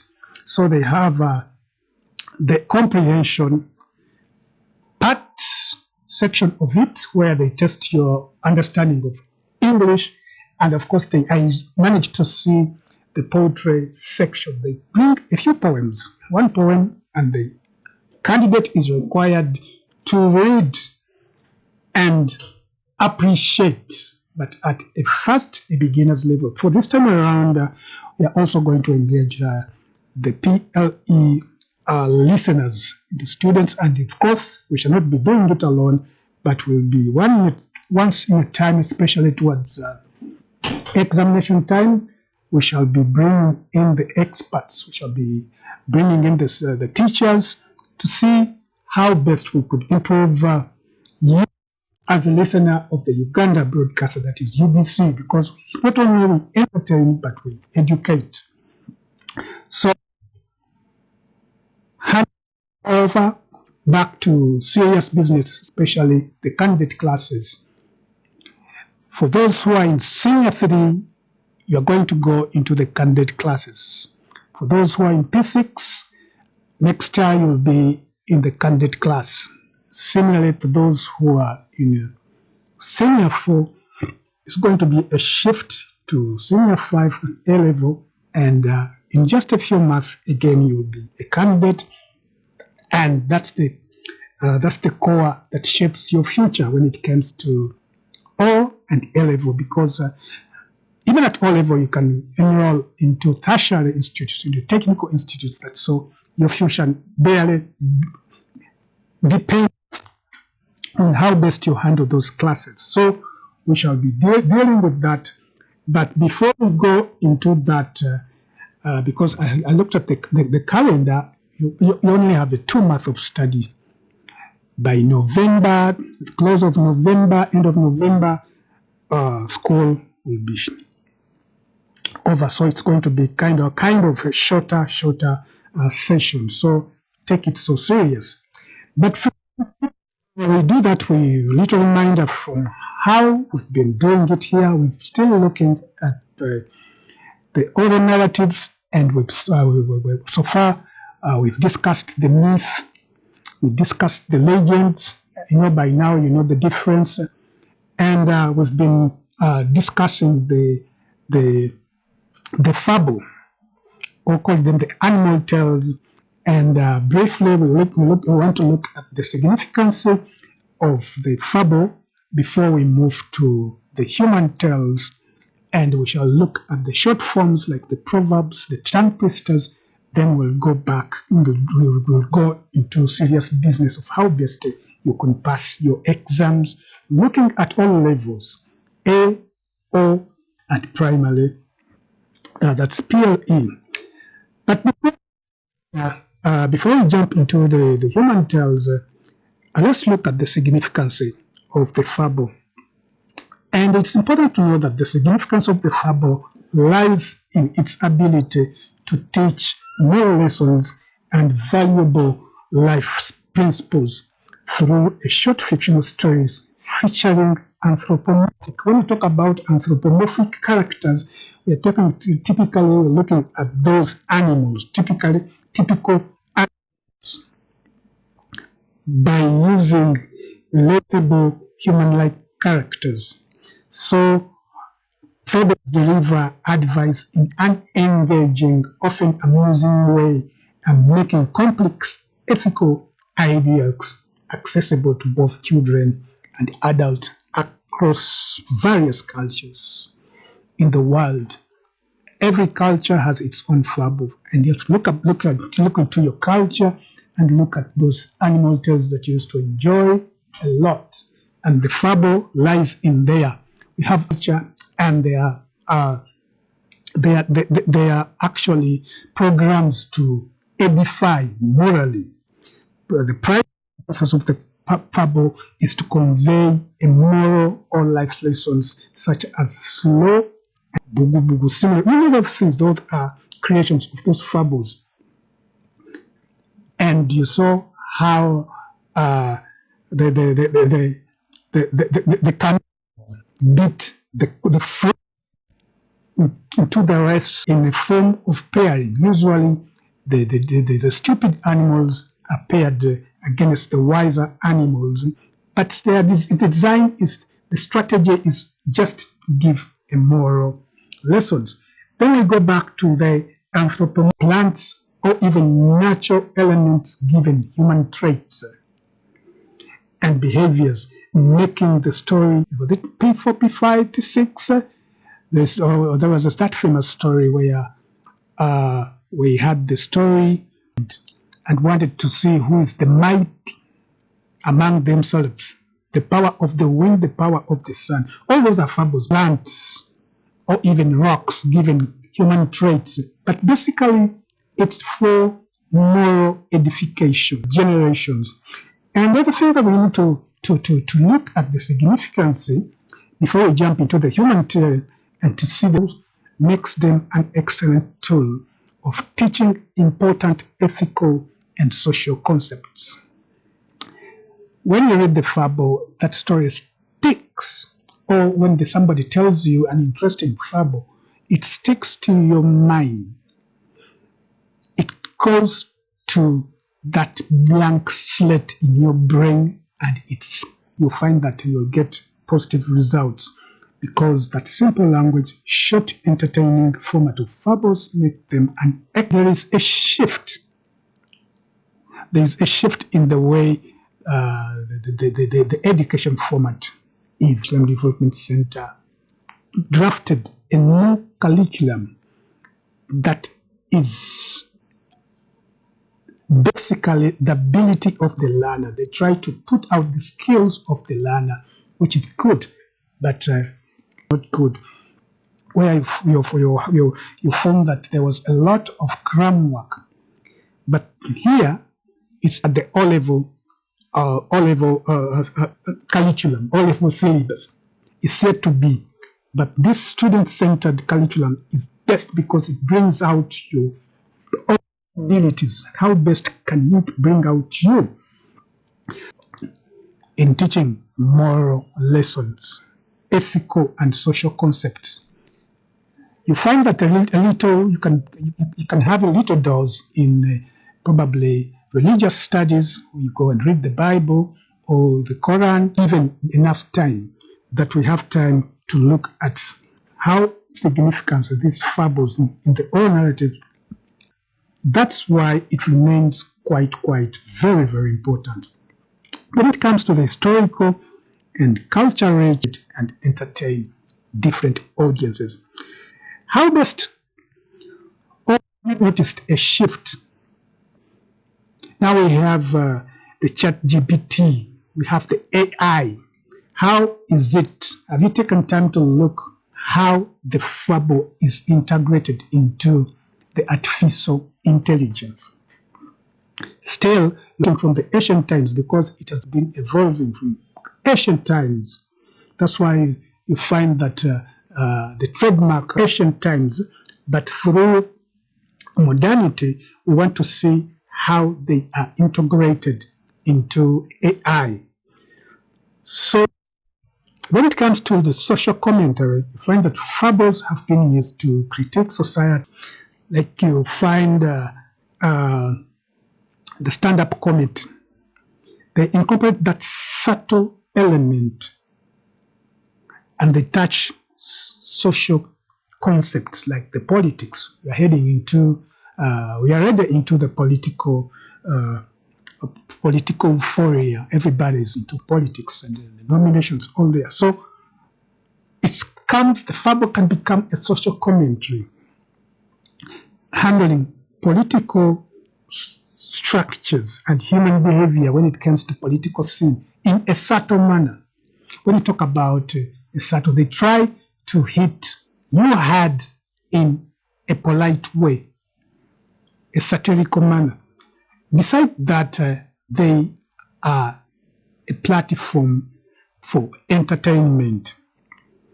Like we said, besides their didactic purposes, fables are also designed to be amusing and entertaining, using fantasy element to capture the audience's attention. That's why we have those animal characters paired against the wise paired against the dense, the stupid against the wise characters. All that is a subtle way that our fables are designed. And we're going to look at the human tales and see still how they are designed or significance in the oral narratives. From time immemorial, you find that fables became a tool of educating children about good conduct and consequences. And the trend is still on. Fables are now in electronic forms, like we said. They're incorporated into the artificial intelligence, and they are now in electronic forms, in forms of the cartoons, those cartoons that your kids do watch. Actually, those are fables. This time transform the oral, this time not by the word of mouth, but this time they are electronic, that you see them on your screens, on your smartphones, on those TVs, those cartoon characters. But you need to look at the content. As parents, as adults, as educators, there are some cartoon characters that are not suitable for our cultures. So you need to be careful when you let your children, the kids, watch those cartoons. There are those cartoons that portray cultures that are not affable. They're not friendly with our cultures. So probably I will challenge the IT to create the animations that depict our own characters. That's a rich ground that we could, you can go. It's ground that's not fully exploited. Animation, those people who are studying IT, let's find a way of creating those characters, the fable characters, in electronically TV versions, into those fables that teach our own characters. And there's great room. I said it's a virgin area that is not fully exploited. So when it comes to artistic adaptations, the ethical dimensions of fables have been enforced through adaptations in various art forms, including sculpture, paintings, drama, and those cartoons. So many fables show how small or cunning characters can outweigh larger, more powerful ones, highlighting intelligence and cleverness as virtues. So by examining the actions and motivations of those anthropomorphic characters, individuals can better understand their own behaviors and the motivations of the others. It's the journey on UBC Radio with me, Gobi George, still looking at the oral narratives, but this time summarizing the fable. When it comes to fables, we've said they have that anthropomorphic characters where you'll find insects, plants, rocks, rivers speaking to you, given the human traits. But remember the other time that they do not fully integrate them into the human traits, but the animal behaviors still remain with those characters. Let's take a short break, but when we return, we begin on our new oral narratives. That's the animal, that's the human tales.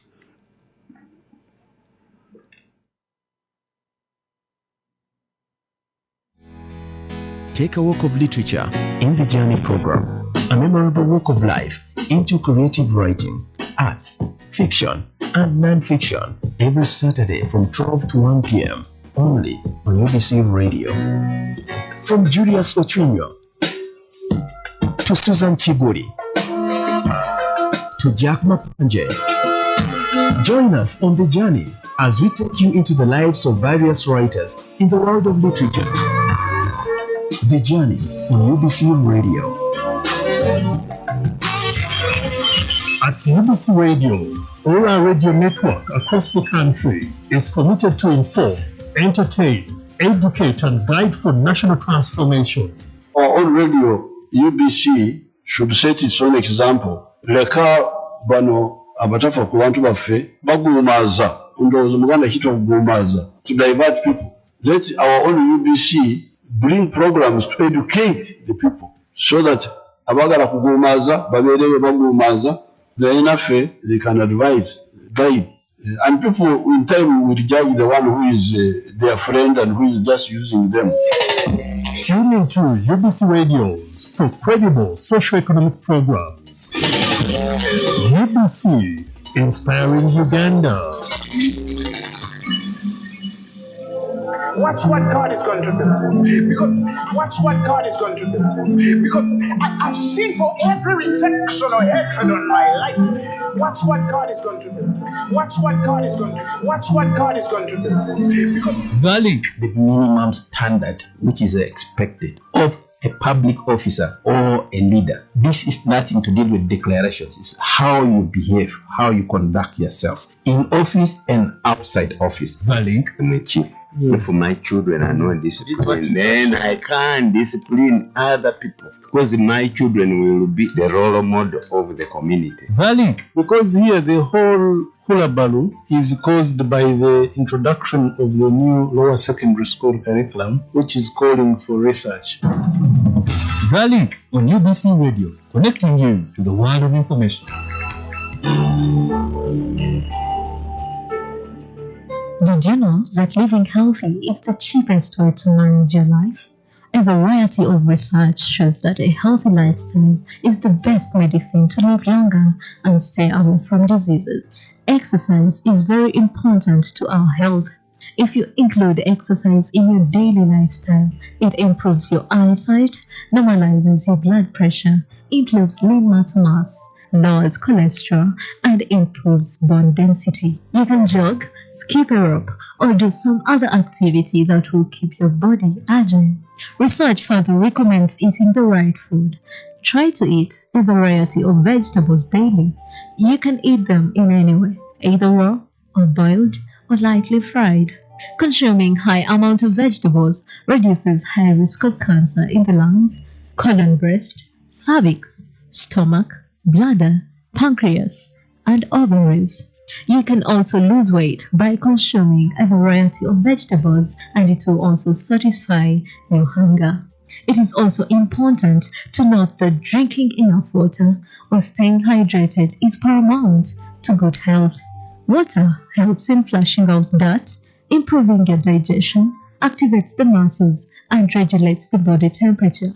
Keep drinking at least 3 liters of water a day for a healthy body. Remember, health is wealth. My name is Sentamu Rebecca. Take a walk of literature in the Journey program, a memorable walk of life into creative writing, arts, fiction, and non-fiction every Saturday from 12 to 1 p.m. only on UBC Radio. From Julius Ochunyo to Susan Chiguri to Jack Mapanje, join us on the journey as we take you into the lives of various writers in the world of literature. The Journey on UBC Radio. Okay, welcome back from that short break. It's The Journey on UBC Radio with me, Gobi George, where I was still discussing the oral narratives. When we talk about the oral narratives, we're talking about those genres of literature that are passed on by the word of the mouth. Still, we shall be looking at how they are transitioning and how technology is shaping those oral narratives. But this time around, in this remaining few minutes, let's focus on the human tales. The human tales. When it comes to the human tales, they're featuring humans as principal characters, as opposed to the fables featuring animals, insects, birds, etc. as principal characters. Now, perhaps the most popular oral narratives, and in many societies these tales are used for entertainment and moralizing, like we've been saying. Usually the barriers between humans and other creations are done away with. But when it said a tale is a story about people or events. Now, a human tale is a traditional narrative in which the main characters are humans. Here we're saying the main characters, but still in the human tales, you'll find other characters like the ogre or other animals involved. But when it comes to ogre, it cuts across. Those ogres are those beasts that used to kill human beings and other animals, that used to hunt human beings. And they ogre come in many, many forms. Either they are giant ogres. I hope you've read about Jack the Giant Slayer. Actually, Jack the Giant Slayer is a novel. It's a children literature, but it was it was animated. It was acted into film. So Jack the Giant Slayer. We're looking at those giants that used to hunt down human beings. So you find that in human tales you'll come across the ogre.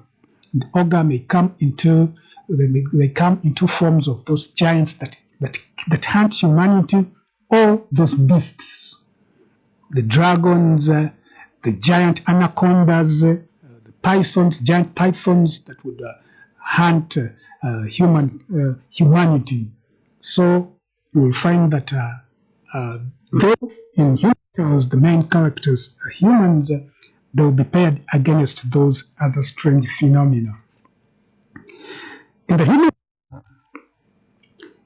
the family is usually the most critical feature. It is this family which functions as the symbolic representation of the total personality of human nature.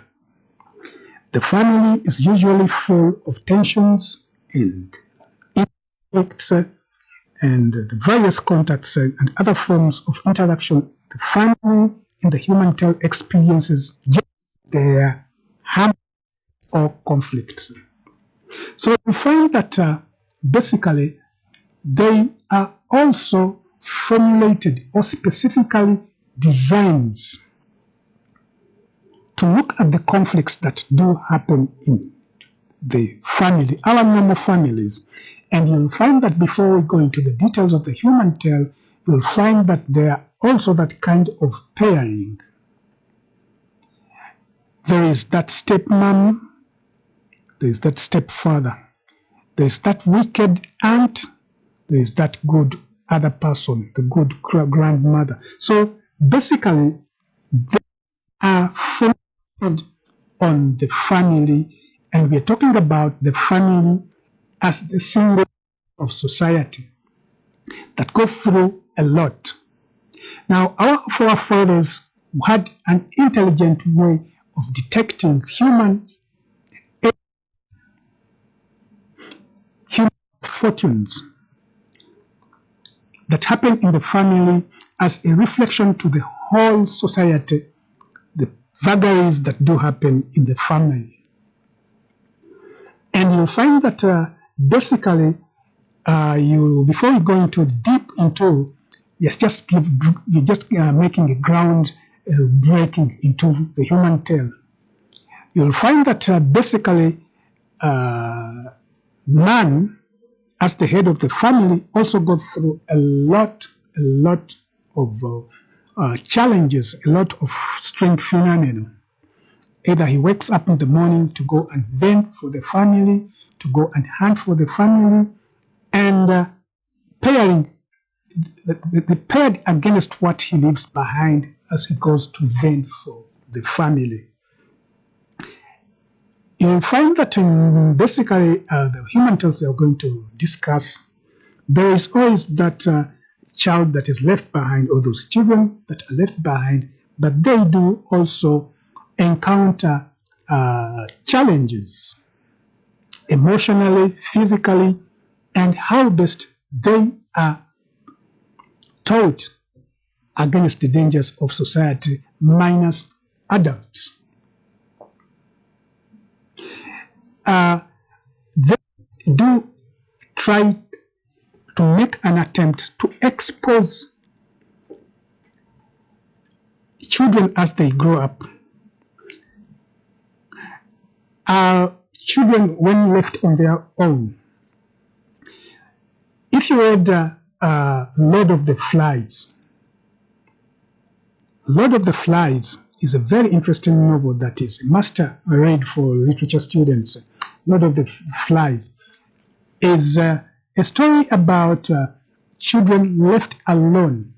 You find that the children find themselves, they crashed land. A plane was taking a group of children on an education trip, but it crash lands on an island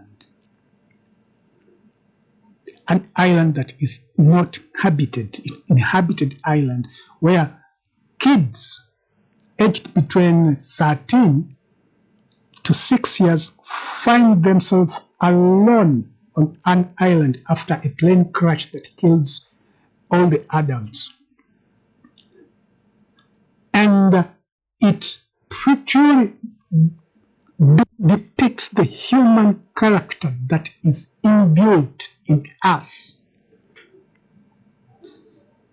that we inherit in our genes as children, is exposed when these kids are left alone on the island.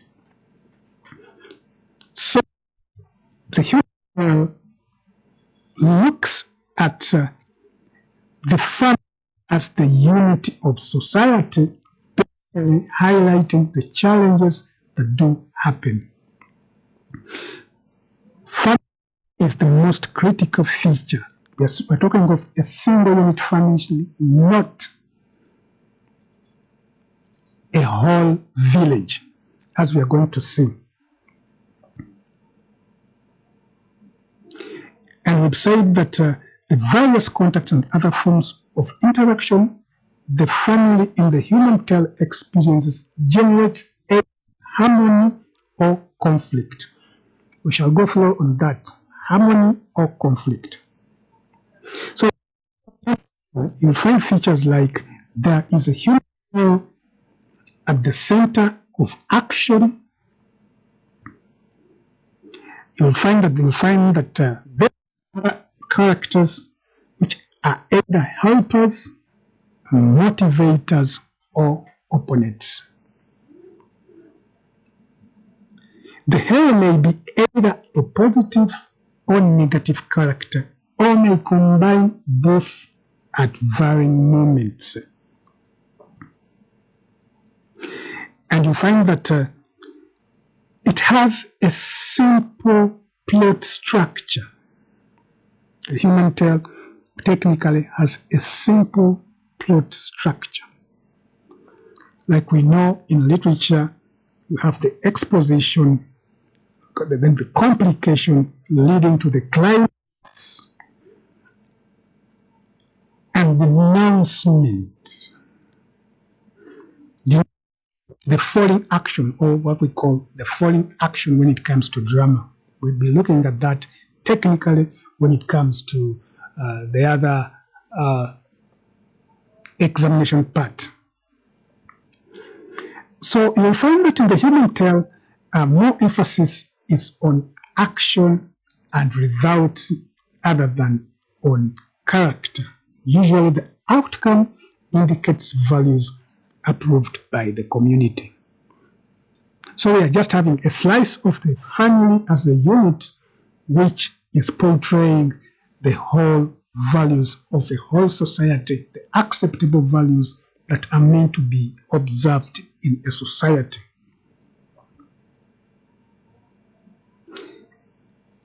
Characters are usually types or representation of values and are either cherished or condemned in society. So you find that every human tale must contain a moral which may even be summarized in a proverb or a saying. And we'll be looking at that. Technically, we'll be looking at that. So before we delve into the actual human tale, you need, as literature lovers, you need to know, you need to understand that. And you'll find that the accounts in the human tales can be factual and can also be fiction or a combination of both based on facts of life. So you find that they may be factual. You find that actually they may be telling a real story that happened somewhere like we're going to see. There is always a moral in human tales and fables, like we've seen, basing on the different cultural contexts. And in many African cultures, human tales are about the family structure. There are aspects of fantasy in all narratives, like we've seen, and these narratives are heavily ideological in nature. When we talk about ideological, the thinking of what happens in a particular society. So they are built in that kind of structures. Generally speaking, you'll find that there are three types of folk tales generally. These types are usually determined by their subject matter and the tales involving human beings with minimal interaction with other forms of nature. It is type that usually has factual events, like we're going to see. Now we'll find the tales that involve human beings but influenced by supernatural elements, divinities, spirits, ghosts, fantasy. In this type, humans are usually presented as grappling with forces above them, either good or worse. And you find this basically in epic poetry. We'll find time to discuss epic poetry, which has that human hero that is faced with challenges, like the Odyssey. Odyssey is also a very, very, very interesting epic poem that also was animated, was made into adventure films. So we'll be looking at epic poetry, but these are forms of human tales where you find that there's fantasy. Man interacts with ghosts. Man is lost at sea single-handedly, like in the Odyssey. You find that the human hero is lost at sea, where there's a lot of phantom. There are many characters, strange creatures that are in sea, but basically they come out as the winners.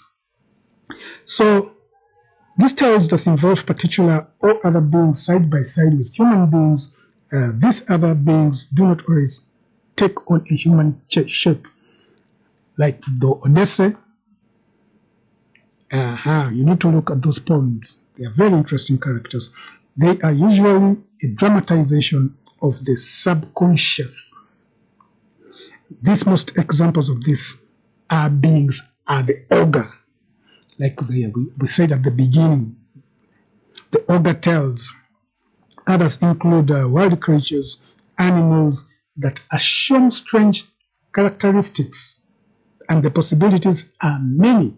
So a tale of this kind is usually intended to shape the child into an acceptable member of society. It shapes a child into an acceptable member of society. It's the journey on UBS Radio, where you're looking at the human tales as opposed to the animal tales that we have a good discussions, and we shall be trying to compare and see. But we're saying that here they are basically meant to shape a child into an acceptable member of society.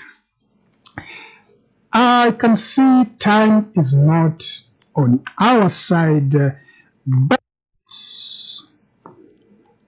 let's make a groundbreaking entry into the human tail by simply looking at the way they are introduced, the formulae. So you will find that you will have the form of once upon a time, a long, long time ago. This is a formula that prepares the audience or the listener to an ancient world, an imaginable world that does not exist now, to the world where men and animals talked and understood each other. So the opening formula of once upon a time or a long, long time ago prepares you or offers you a ticket into the imagined world, the fantasy world of animals and human beings interacting. The once upon a time takes the audience into the fantasy world of ogres who eat children, monsters that destroy the whole community, where provides magical powers to heroes, where animals eat, drink, and marry each other. So that once upon a time. The events in the tale are usually stated in the past tense, which enables the audience or the listeners to move from present ordinary world to the imaginable world of fantasy, a world of imagination and creativity.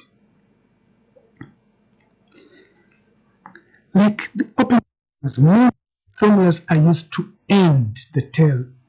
For example, that is how I saw the events. And that is the end of my tale.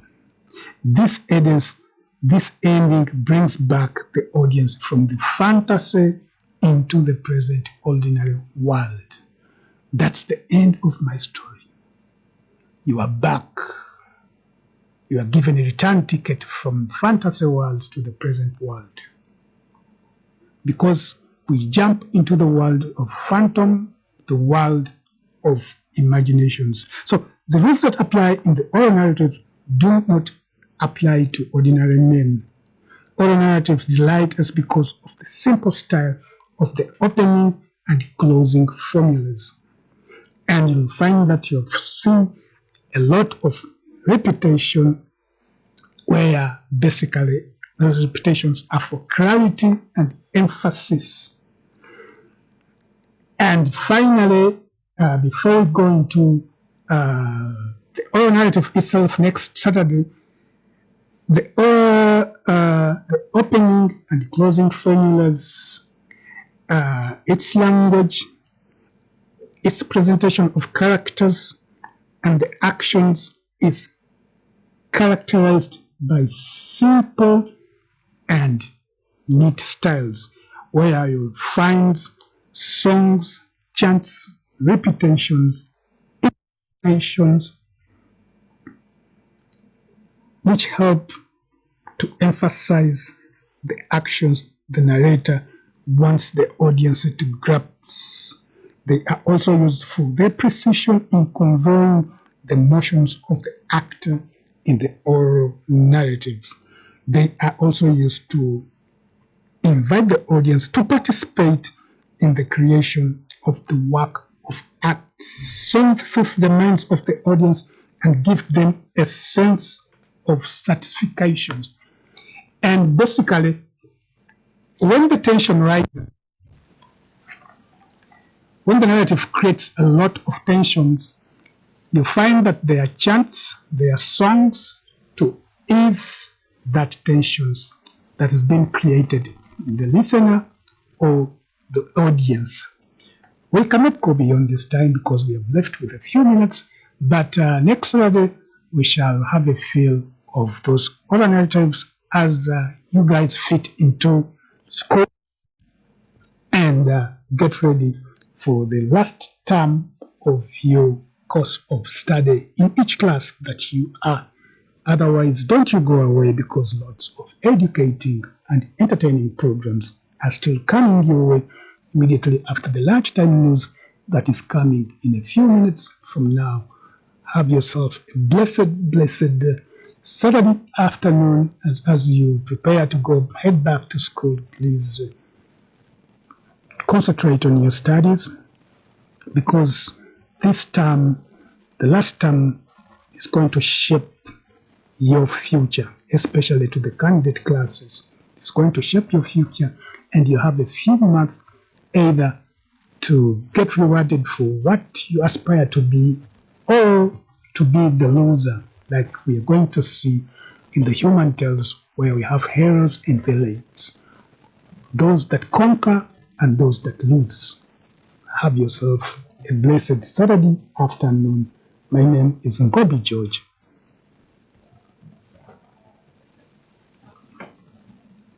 At UBC Radio, all our radio network across the country is committed to inform, entertain, educate and guide for national transformation.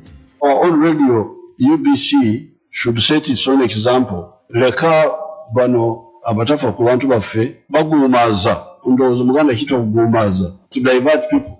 Let our own UBC bring programs to educate the people so that abagala kugumaza babeereyo bagumaza naye naffe they can advise, guide. And people in time will judge the one who is their friend and who is just... UBC Radio brings to you the Timeline Radio Show, the space for civic and political rights for Ugandans. Tune in every Monday night at 10:15 p.m. to know your obligation in society as a citizen. UBC Radio, inspiring Uganda.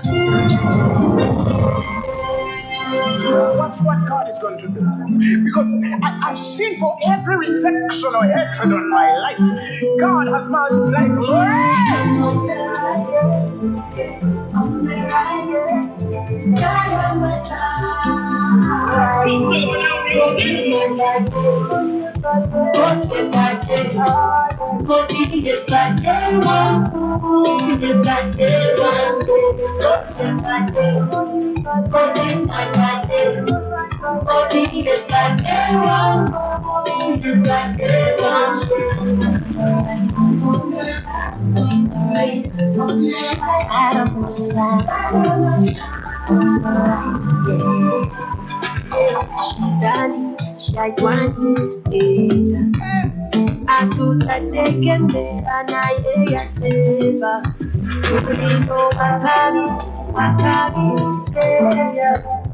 There is nothing that can swing me and you.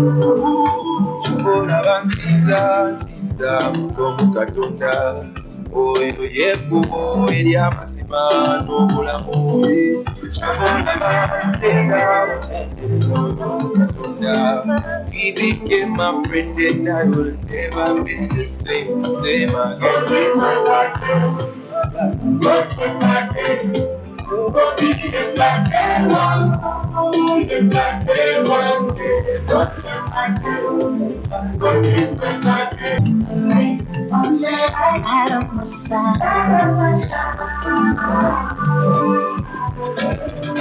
My God, you invited me. I don't know you were my mommy.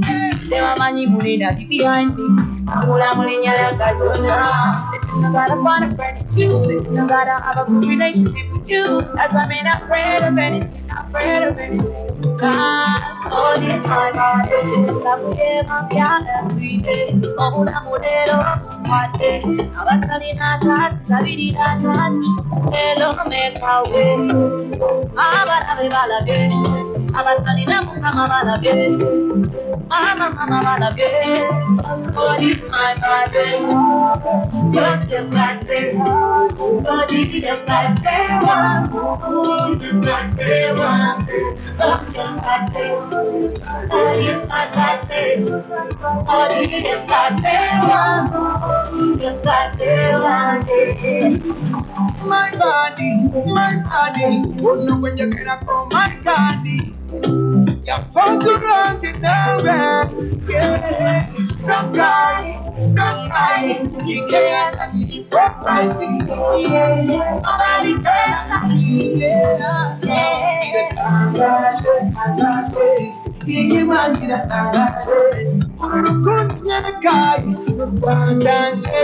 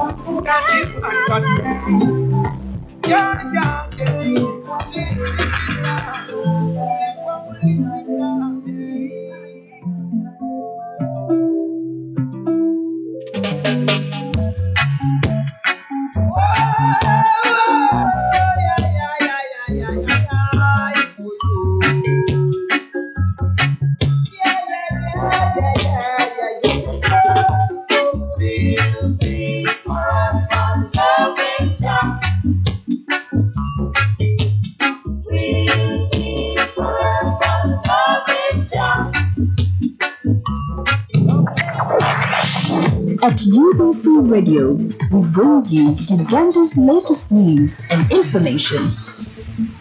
Newswatch never stops. All news now. Who knows what's next? But we'll be there. News on UBC Radio.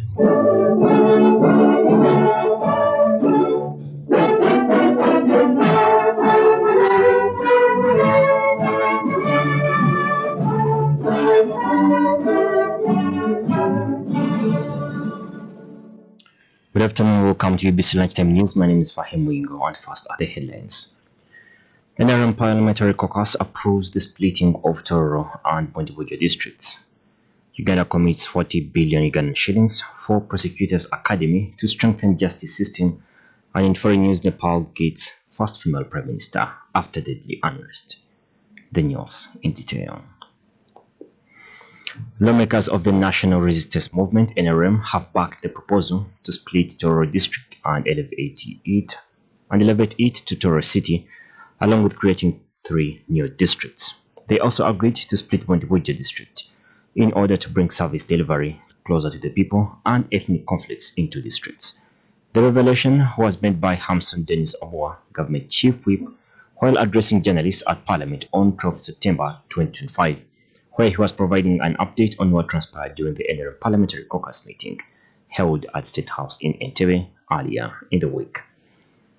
Tororo district will be split in Mukoju, Chisoko, and Mulanda, while Bugendera district will be carved out of Butebo in a move aimed at decentralizing services and addressing ethnic tensions. Local Government Minister Raphael Magezi says that the new administrative units would be deemed created in July 2025 in line with the Section 7 Clause 13 of the Local Government Act, meaning they would take effect 6 months before the 2026 general elections. The Attorney General and Electoral Commission will determine when elections of the new constituencies will be held. Minister Magezi estimated that Operationalizing the new administrative units will cost about 26 billion Ghanaian shillings, but defended the expenditure as necessary to bring services closer to the citizens. Busoga Kingdom is celebrating the 11th coronation anniversary for the Chabazinga William Wilberforce Gavula Nadipe IV. Main celebrations are taking place at Busoga Kingdom headquarters in Bugembe. Still in our news, government has pledged 40 billion Ghanaian shillings to construct a prosecutors' academy in response to the growing complexities of crime. The facility will be built on 5 acres in Kawondi village, Kalonji Sub-County, Nakasongola district, adjacent to Immigration Training Academy. The land was provided through interagency cooperation by the Internal Security Organization, ISO. Now speaking at the groundbreaking ceremony, Peace Washabe, regional officer for Greater Luero in the office of the Director of Public Prosecution, said the initiative is spearheaded by the Lady Justice Jane Francis Abodo, the current DPP, who was recently appointed Principal Judge. Moses Kalisa, Deputy RIDC Nakasongola, welcomed the project, pledging full support and emphasizing its potential benefits for the district. Judge William Biansi, Deputy Director of Public Prosecutions in charge of inspection, quality research and assurance, explained that relying on the hotels for training and becoming unsustainable, making it a dedicated facility necessary. Representing ISO Director General Arthur Mujeni, George Waguma said ISO provided the land to strengthen prosecutorial capacity and enhance efficiency in the justice system. Now, according to Agnes Kainzan Zongi, the permanent secretary in the office of the DPP, the academy will be developed in phases and accommodate 300 to 500 trainees. Prosecutors will now undergo extended courses lasting over a month, moving beyond the 1 to 2 weeks sessions previously conducted in hotels. Now, the Bank of Uganda has trained 45 residents in Kaberamaide district on financial digital literacy, equipping them with skills to manage finances, save, invest, and handle loans effectively for the benefit of their communities. The 5-day training targeted community development officers, CDOs, circle chairpersons, and local farmers. Participants were encouraged to share knowledge and gained on saving and financial management with their communities. Now, James Bukulo, Deputy Director for the National Payment Systems Department at the Bank of Uganda, emphasized the importance of spreading these skills to foster broader community benefits. He noted that while many understand saving, few know how to invest or manage cash flows effectively, which can lead to misappropriation of the funds. The training aimed at addressing these gaps and strengthening the relationship between the Bank of Uganda and the community is to promote economic growth. Moses Omasia said he planned to use his training allowance of 50,000 Ghanaian shillings to purchase a piglet, demonstrating his commitment to the saving. Grace Tino highlighted that the training helped on understanding the importance of saving early for their retirement and planning for her children's future. She pledged to promote a culture and saving in their community. The training brought together circle leaders, district CDOs, and religious leaders from various denominations, highlighting its broad impact on the community. In sports, Uganda's campaign at the 2025 World Athletics Championship in Tokyo, Japan begins today on Saturday, September 13th, with 5 athletes set to compete in the key track events on the opening day. Leading the charge is Leonard Chemtai in the men's 300 meter steeplechase heats. Chemtai is strong from this season. Chemtai in strong from this season will aim to secure a spot in the final as Uganda targets a solid start at the prestigious global event. Whereas in the event's 1,500 meters, Achiru Knight will represent Uganda in a competitive field, seeking progression to the semi-finals and a potential place in the final. Later in the afternoon, Uganda's focus will shift to the women's 10,000 meters final at 3:30 p.m. East African Standard Time, featuring a trio of runners, Joy Cheptoyek, Rebecca Changat, and Sarah Chedengat, who bring a mix of youth, international experience, and middle potential. The Ugandan team arrived in Tokyo on September 11th and will remain in the city for the championships, which run until September 21st. Let's cross over to Free News, where Nigerian chief and former Guinness World Record holder Hilda Baki, has attempted to make the world's largest pot of jollof rice, a popular West African dish.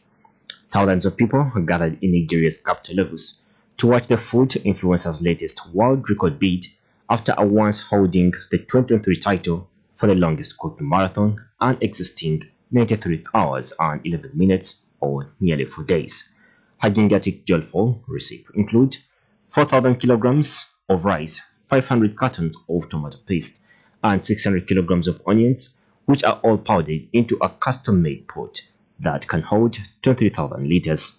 The dish took several hours to cook, and evidence of the feast must now be validated by the Guinness World Records organization.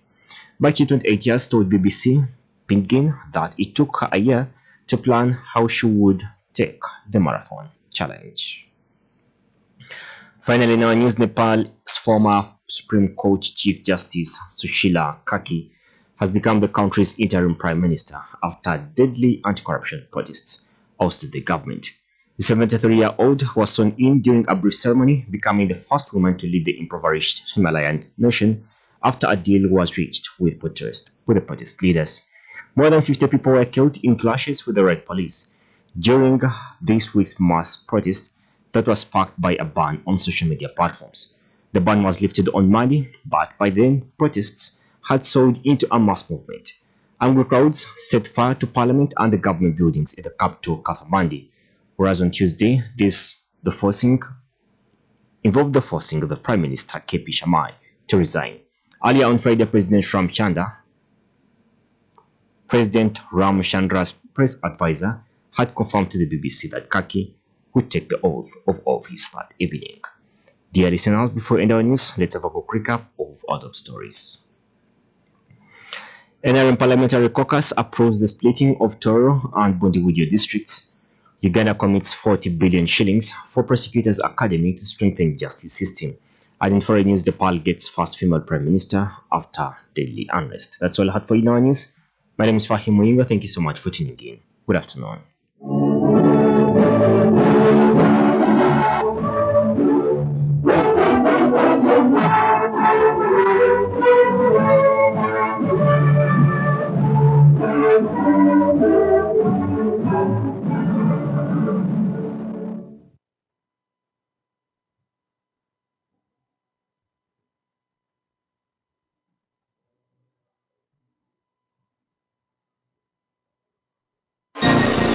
This is UBC Radio. Tune in for news. At UBC Radio, we bring you Uganda's latest news and information. Focus on Parliament. What we need to do is bring it and give us the position before we finally to the budget process. Enjoy sports. The environment.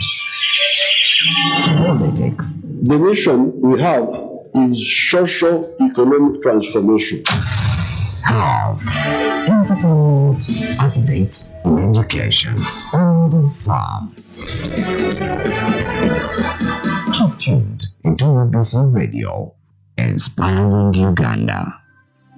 UBC Radio Network, your national preferred choice. We broadcast all over Uganda and beyond. Join us on 98 FM in Kampala, 99.4 FM Lura, and 97.4 FM Arua. UBC Radio, inspiring Uganda. Every Saturday, UBC Radio broadcasts the Information Hub, your one-stop dial radio show. Join us to learn and know new information about innovations, research, and development. The Information Hub, knowledge is power, on UBC Radio, inspiring Uganda. Welcome to Information Hub radio program this Saturday. I am Henry Baguma, together with Hilary Katureve, Herbert Chigondo, Iga Masajage, and Allen Msimenta. In Information Hub this time round, we are focusing on politics in the country, and specifically want to take you to Eastern Uganda, and we are hosting a senior politician from one of the districts in Eastern Uganda to give us information about herself. She is one of the contestants in politics, and shortly we hear more information from her. Are you a Ugandan of 18 years of age and above? The General Election 2025-26 is your opportunity to choose your local and national leaders and representatives. Be ready and equipped to effectively choose the leaders you want for a better future. If you don't vote, other people will choose for you the people to lead and represent you. UBC, Inspiring Uganda. You're listening to the Information Hub. Knowledge is power. Right here on UBC Radio. Inspiring Uganda. Welcome back from the break, and straight away, let our guest introduce herself. Thank you. Good afternoon, everyone. This is Achola Catherine, flag bearer of Manempi Palisa District. I am born of Palisa to the late John Alfredo Spelem and Penina Agwang from Kibale, Matakojo Kakusi, Kibale constituency, Palisa District. Okay. So you are a participant? Yes, I'm a participant. I've been in the politics of Palisa since 2016. Initially, I was on the other side. I was in FDC. So I participated in general elections 2016, 2018 by-election, 2020 I crossed back to NRM and participated in the primaries of 2021 and even the general election. And we are back again. Okay. Exactly who are you? Who am I? I'm Anita Tesot. I'm a social worker by profession. I have a bachelor's in social work, social administration, and a diploma in secondary education from Kozi Teachers College, and then a bachelor's from UCU, that is Uganda Christian University.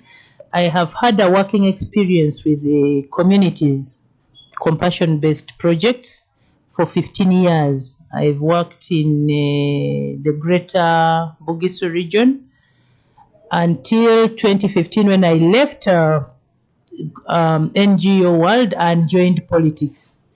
So I have a wide range of experience, 15 years experience in leadership, which I now want to channel to serving my people in Palisa. I am passionate about education. I'm passionate about farming. I love business. And I hope to use the space of woman MP Palisa to develop my people of Palisa, to change the way we do things. There are many things that I'm not comfortable with as a people of Palisa. And one of the things that disturbs me really is the poverty levels in Palisa. And then when you come to the economic activity, we are farmers, but we are much into crops that are low yielding, both the yield as in the garden and also not fetching good money in the market. So I think I've been engaging several stakeholders, and I realize it is time for us to change the way we do things. It is time for us to change our mindset and begin to do things differently if we want to grow. If we want to join the market, if we want to join the market economy, if we want to join the business community, we have to change the way we do things. So that is me. I love working with people. I love to see communities change for the better. And I aspire to do this with the people of Palisa. Work with them, the journey, because I'm one of them. I have been out of work since 2015. So I'm a farmer like them. Whatever they go through, I go through them. So I represent them better because I am a symbol of what they face on a daily. So I stand in this space to speak for the people of Palisa, to speak for the less privileged, to see that even the disadvantaged, there can be something good out of the disadvantaged. I don't know what else to say, but I also want to add that for the time I've been in the politics of Palisa, I have actually conducted a cashless campaign. Since 2015, I've been in the politics of Palisa, but this particular one has been a people-guided campaign. Okay, yeah, before we go further, first of all, my listeners want to know the district called Palisa, its location, what are the good things, what do you find there? If there's a new person in Palisa, what should he or she not miss to see? The tourism sector. Just paint to us a picture of Palisa district. Palisa district is found in the eastern part of Uganda. It is it's bordering Mbale, it's before Kumi, and it is surrounded by water bodies. We have lakes, the tributaries of Lake Choga in Palisa. So when you get to Palisa, one thing you'll notice is the striking good road network. And also, if you want to eat good super rice, Palisa is the place to visit. When you go to Palisa, you'll find super rice, which is not adulterated, the original super rice. You'll also find fresh lakes, fish, very fresh fish, unlike the fish we eat in the towns here, which is you buy fish, it looks good, but when you get home, the taste is so different. If you want the original taste of fish, Palisa is the place to go. Palisa has it has a nice scenery. There are rocks that are good to visit. When you visit Palisa, it is a flat land, but there are places with beautiful rocks that you'd love to visit. So I would encourage everyone to tour this country. I would encourage everyone to reach to Palisa. It is in the center between Busoga, Mbugisu, Teso, and Bunyole and Tororo. So it is in central. It is a good place for business. It is a virgin place for investment. Now that we have the good road networks, I would really take this opportunity to call in investors to come and invest in Palisa, especially the light industries, so that our youth can get jobs. Maybe people who are dealing in plastics, bottling companies, people who are doing all the industries that they are, and also agro industries that are dealing with agro processing. Palisa is the place to do that business from, because we have granules, we have rice, we have millet, we have maize. So and come to Palisa because the local products are within. You do not have to bother. And even if you are to pick from Teso, it is near. And the road network is okay, so that there will be less transport costs incurred, and the market is wide. We have Sudan, we have Kenya for peanut. We grow a lot of peanuts, and that would be good for peanut butter. If somebody opened up a peanut processing plant in Palisa, they wouldn't go wrong. Yes. So, what is the language the people Palisa speak? The culture, for example, they say Buganda have Baganda. When you say Toro, you have Devatoro. What's the language, the cultural things? What are very unique about this district, Palisa district? And the type of food at night? Yes. Palisa district comprises 2 tribes. Those are the Iteso, is millet bread. We commonly call kalo, and atap in Ateso. There is also matoke, because we have the Bagwere and the Iteso. They do both foods. And the cultural leadership, it has 2 cultural leaders. There is the leadership of Ikumbanye, that is for the Bagwere, and Emorimol for Iteso. These 2 leaders work together. Of course, there is that cultural. This is the leader for Iteso, this is the leader for Bagwere, but at some point they work together as a people, because they both have their subjects in the same district. Okay. Yes. And let's also look at culture vis-a-vis agriculture. What sort of commonest plants? Maybe here you also have a garden there. So what is commonly planted in people's gardens in Palisa, and what is the common on the table at night? Oh, commonly planted crops in Palisa, we have granules, we have millet, We have cassava, that forms our staple food, the millet bread. We also have rice, and now we are venturing into coffee and cocoa. We have a few farms into that, but at night the common meal you'll find is millet bread. Millet bread, posho, beans. I mean millet bread, posho, and rice. But mostly millet bread. And there's also matoke, but on a daily there's millet bread. That is the food you'll find there. Yes. Yourself, madam, you are a farmer. What is in your garden? In my garden, I have coffee. I have 2 acres of coffee. From the time the president visited, I picked interest in coffee, and I'm going to intercrop it with matoke. They're busy digging the holes for planting the suckers. I will also go into cocoa. I am spreading the gospel of attitudinal change, and we need to do things differently. Initially, we used to grow cotton, but cotton is no more. So Palisa doesn't have a cash crop. So we are trying to change the mindset of our people to instill the culture of a cash crop in our people. And we are beginning with the coffee, matoke, cocoa. When they see that these crops are beneficial, eventually many of them will come in. But together with some friends, we are into coffee. The farmers are already harvesting coffee. Mine is still young. It is 4 months old, but I know that we'll get there. And we are encouraging other farmers to grow coffee, to grow cocoa, to grow matoke, to have something that is for income generation. Yeah, most of the time, all the crops we've been doing are really food crops. And that is why you find that Palisa is grappling with poverty. But we want to introduce a cash crop.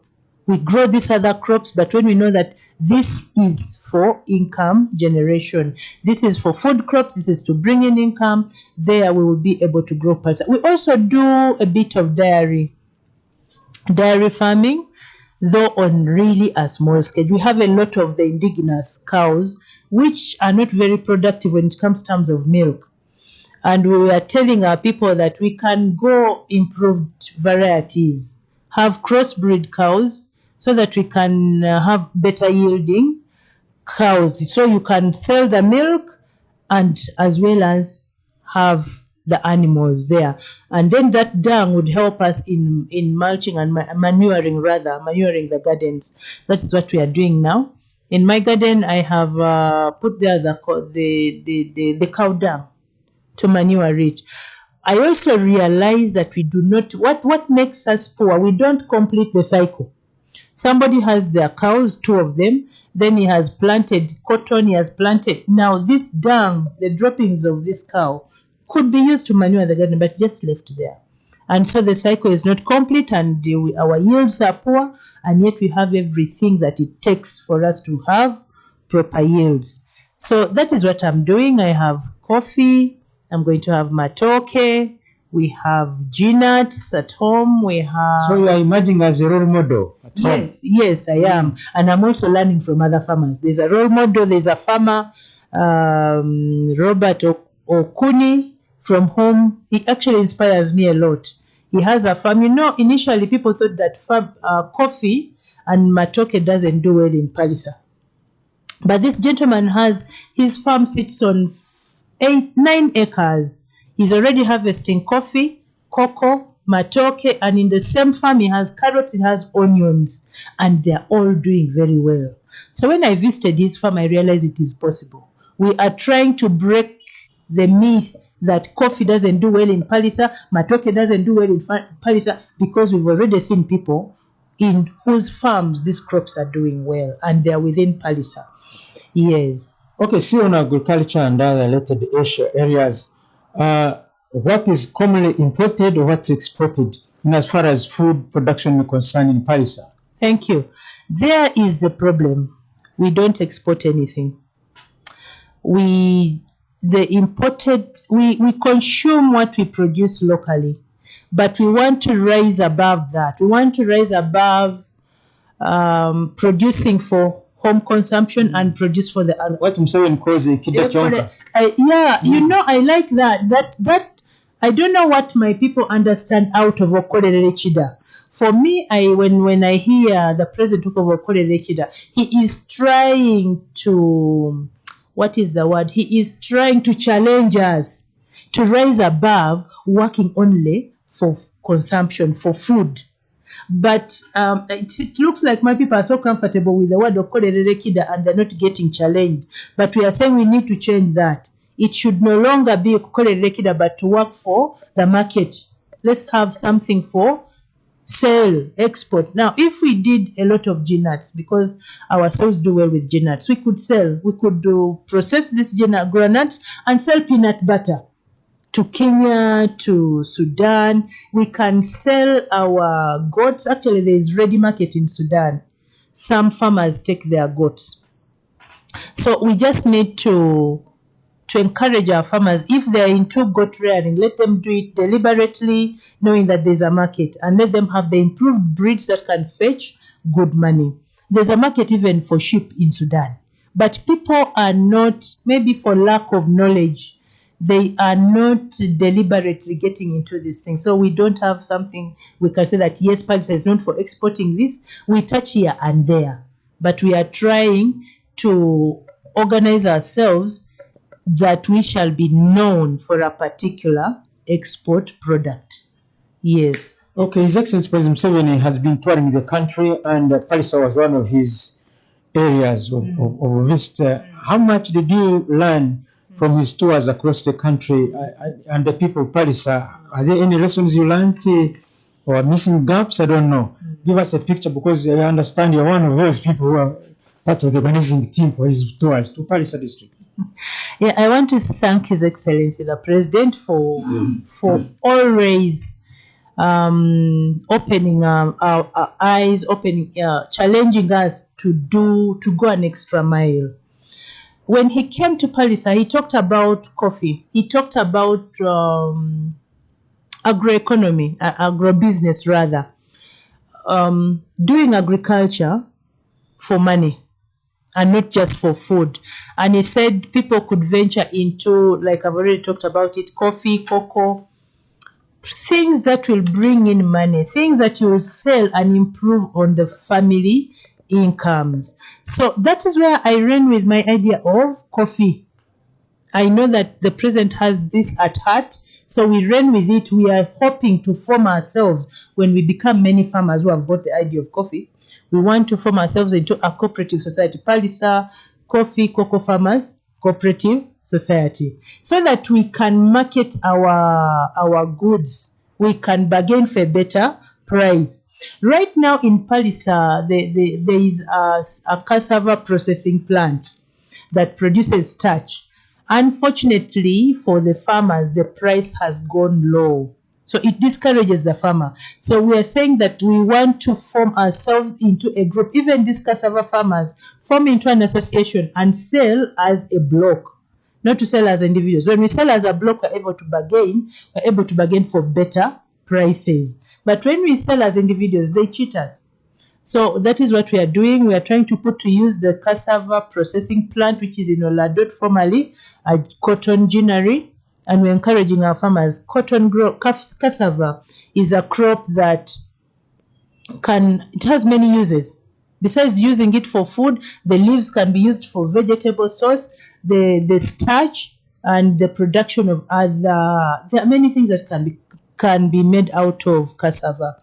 Only that we need to bargain for a good price. The prices are so low and discouraging. Yeah, His Excellency President Museveni, doing these tours to Paris and other parts of the country, was also trying to assess the performance of Paris development model, and also want to hear your side of the story about PDM in Paris. PDM in Paris has improved people's lives. As you know, with all programs, there are those who will pick and run with it. Many people have put it to good use, but there are also those who have misused it. But majority have invested that money, and we hope that they will grow it. So I want to thank His Excellency the President for the program of PDM. It has gone a long way to help our farmers, our people. It has at least given a breath, a relief in the families. They're able to begin some of them went into poultry, piggery, some of them, most of them went into poultry and piggery. And it's doing well. Some of them, for one reason or the other, the programs got a problem, a hiccup. But by and large, most of the beneficiaries of PDM put it to good use. Yeah. Were the people happy or excited about the presidential tours from your own research and findings? Because I'm sure people discuss and talk about this. And since he was the president of the country touring, how was the public opinion about his tours to Palisa? They were very excited with his visit, and they appreciate his fatherly approach. Because when he came to Palisa, he addressed the needs of the people.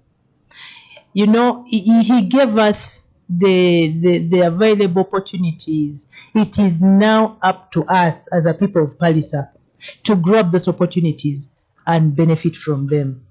He has given open windows through which we can grow, but he cannot force you to go and do that thing. It is now up to us to challenge ourselves to rise up and benefit from those programs. Otherwise, people are happy with what the president has done to this, especially the lower person. He has done a lot to try and lift up the lower people, but it is not up to him to make this lower person appreciate the programs and pick some of them and implement. So really, I want to call on my people to not just to be excited about the visits, but take seriously the lessons that we pick from the presidential visits and implement them, so that tomorrow when he's coming back, we are able to have another story to tell him that, when you came back last time, you talked about this. This time there are this number of farmers who have picked on this idea. We have so many doing poultry, we have so many doing coffee. It will encourage him, it will show that we really picked from his teachings and we are running with it. So I want to encourage my people, not just to be excited to see Mzee, to feel good that he has come to visit us, but pick what he's teaching us and implement that. Okay, thank you very much for that inside the story. That is agriculture. Let's also look at Parisha vis-a-vis education. What is the schools in Parisha? Do you have a university? How is the education generally performing? Which are some schools of names you can mention? And give me a picture of children going to school or some remain in gardens, because here in some areas there's a complaint against education where children are so much involved in labor. Child labor is common in some parts of the country, and so you have issues. Schools are empty. But give me a picture of education sector in Palisa. Thank you so much. Education sector in Palisa is not doing well, to be honest with you. We have 76 primary schools, those are government schools, and 9 secondary schools, government, and 1 technical institution. This technical institution is not fully utilized. It's sitting on 61 acres, but doesn't have electricity as such. It doesn't have other courses that it should be having. We don't have a university, and even the performance is very poor in primary, both primary and secondary. You find that there is a ratio of 90 to 1, 90 pupils to 1 teacher. That is too big a number for one person to handle and be able to have good results. There is a government program on, and I want to appreciate that, on making sure that every sub-county has a school, a primary school. This is, out of all, we have, every parish has a school. We have 98 parishes. Out of those, 33 don't have primary schools. And this is yet to be implemented. But even the ones that are existing already, they're understaffed.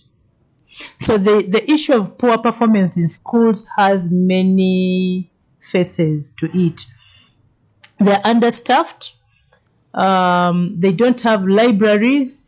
So the child, other than interfacing with the teacher, the pupil does not have access to textbooks. The child cannot have personal time of study. Other than the notes that the teacher has given in class, they don't have textbooks. So we need to see that we get libraries in the schools. We also need to add, before even we go on to open other schools, we need to see that these ones are well staffed, because they're understaffed. They cannot handle this. So would you imagine some of these are top on your agenda? I would simply raise that voice with the responsible offices to see that, because we are going to sit together. It's not a one-man show. We're going to sit with the district officers and ask ourselves, where is the problem? Why this poor performance? And then we begin from there to work as a team. Where it needs my voice as a leader at my level, I will do that. But where it needs them to rise up at their position, where is the problem? Is it supervisory? What is the problem? Why the poor performance? So we want to sit together with the educationists, the stakeholders, all the stakeholders involved, because it's not one person who is going to improve this education in Palisa. It takes the parents, takes the community, takes the schools, the government. It takes all of us to see that the performance in our schools improves, and it is the biggest problem we have right now. Yeah, when you talk or when you engage teachers and the parents themselves and some officials about education, what is their view? What's their side of the story? What do they have as a public opinion? There are many people would love to see that Palisa schools perform better than it is now. And there've been meetings to that effect. There've been programs, there've been workshops to try and see how we will make this work. And we will continue to have those engagements to see that the performance, the story about academic performance in Palisa changes and changes for the better. We have to keep engaging. It's not a one-day thing. We have to engage in all stakeholders and keep pushing and ensuring that the resolutions are implemented. If it is supervision, are they doing their supervision? If it is teaching, are the teachers doing that? If it is adding staff, is it possible? Yeah, so those are the things. It is a progress. It's a work in progress, and we'll have to keep following it up to see that one day we will be there, the performance. Yes, Madam, thank you very much for that inside the story. Another version I want also to hear from you about Palisa is the issue of poverty levels. You are very aware that the government has launched a campaign against poverty. Talk to me about Palisa and efforts to reduce or fight poverty. Is everybody in Palisa able to have food at home, to have something to eat in the morning, to have some tea? I don't know. The poverty levels, and if at all bad, what are the plans? What do you suggest, or what do you think about improving livelihood of the people of Palisa? Thank you so much. The poverty levels in Palisa are so high. Most families go with one meal a day or no meal at all.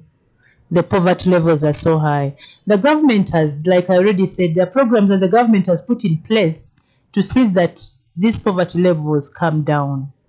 The programs, we have the PDM, improved the variety of seeds, but we also have the issue with our soils. The soils are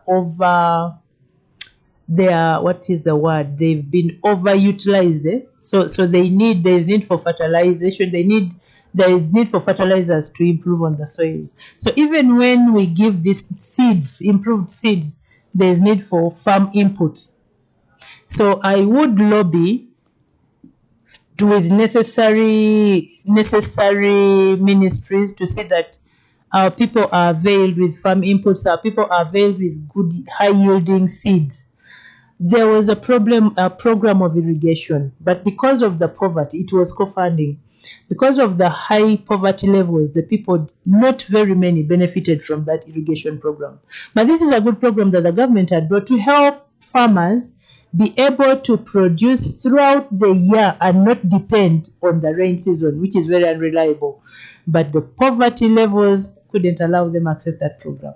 So we want to see, how do we help our people?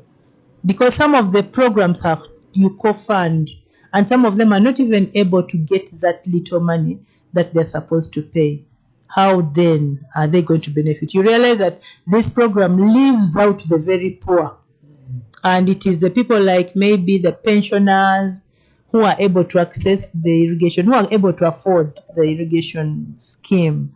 Now, how are we going to help the majority who are in the community? That's what we are thinking about. That's why we brought in the issue of cassava, which doesn't need irrigation, doesn't need fertilizer, but just needs good cuttings, high yielding cuttings, and pest resistant seedlings, so that when they grow their crops, they're able to keep it in the garden and sell as and when the prices are good. The problem we have now, even with cassava, in 6 months it will be going, but it will be rotting in the garden. So you're forced to sell, and you sell at a lower price because you have no choice.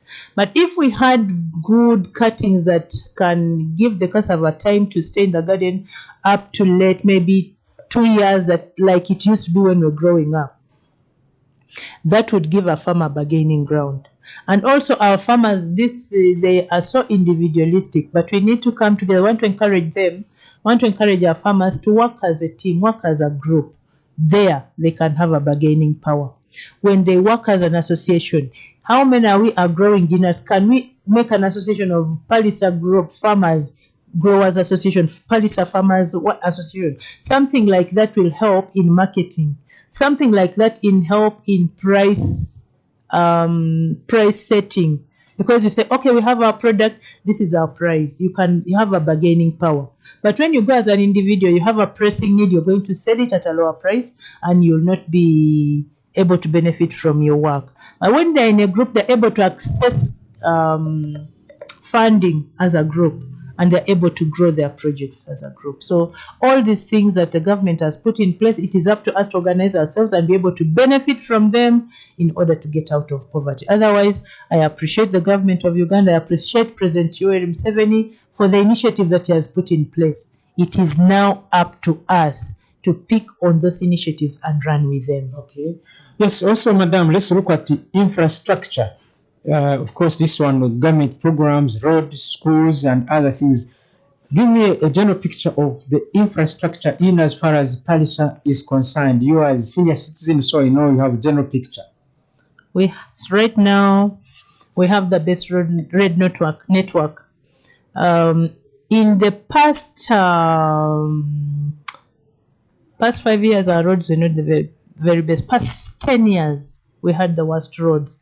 But today we have the best roads, and I want to appreciate the government of Uganda and President Museveni for the good roads that we have as Palisa. Again, how are we as a people of Palisa putting these roads to good use? It always disturbs me when they say Palisa has good roads, but they use it to dry cassava. I don't think we're given those roads to dry cassava. We were given those roads to facilitate access to markets.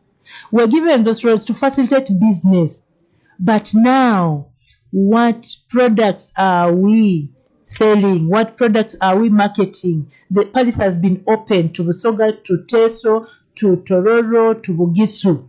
What do we have for these regions to come and buy from us? Because one thing that facilitates business really is good roads. We have the roads. So we need to work out something that we must sell, not us to keep going out and buying. What happens is we go to Bugisu, buy tomatoes, buy cabbages, but we have the swamps. We can grow these things. We have the irrigation schemes. We can grow these vegetables in Palisa and also sell to other regions. So it is something that we are working on to see how we put our roads to good use. Already there's one processing plant for rice. There's someone adding value onto super rice, is packing rice, and that is good. I am praying that more and more come up, maybe processing tomatoes into tomato sauce, and we sell a finished product and not just selling tomatoes. Tomatoes, yes, we can sell to the home market, but what is there for the outside? Yeah, that was kind of the next point I wanted to find out. Processing plants. Do you have processing plants, industries, and factories in Palisa at all? Because this is what we call value addition. The only processing unit I see I don't know whether to call it a processing plant, but I told you there's someone who is packing rice, adding value to it and packaging it. There's only one, and it's also underutilized because most of the time it's closed. Maybe the issue is with marketing the product. We don't have factories in Palisa. We don't have an industrial hub in Palisa. And those are the things we need in Palisa. An industrial hub, if we had one, it would give our people, it would give job opportunities to the youth. If we had the light industries in Palisa, people coming for these bottling industries, plastics, these braids, the hair, this was I see around Namanvi. You bring such plants in Palisa, factories in Palisa, processing plants in Palisa, it would give youth work, jobs, and there would be money in circulation. So Palisa, the good roads are there. We want to request and call on the government to encourage, to bring investors to Palisa and invest in Palisa because the labor force is there. We have people who would work in these factories. We have a lot of timber that side, but we don't have the molding, the machines that mold these modern designs. So even the carpenters need to be improved, need to be helped with the molding machine so they can make good designs. You find someone is building his storage building, an arcade, but he has to go to Mbale for furniture, has to come to Busoga, and yet the timber is actually from Palisa. So we need to improve on the carpenters, give them machines that will help them improve on the carpentry work so that we can consume and also be able to sell outside Palisa. Okay, time is not in our favor, but we have a lot to discuss in the future, so I'll have more discussion. But also I want to hear from the health sector. Health side is everybody's Palisa health district. Is everybody health?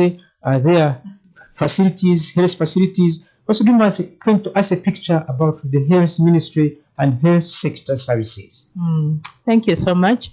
We have one hospital, main hospital, maybe I should call it that, in Palisa, and then we have health centers in every most of the old sub-counties, all the old sub-counties have health centers. Now, the new sub-counties do not have health centers, but it is in pipeline. The only thing that is lacking in these health centers is enough medicine. There is no adequate medicine.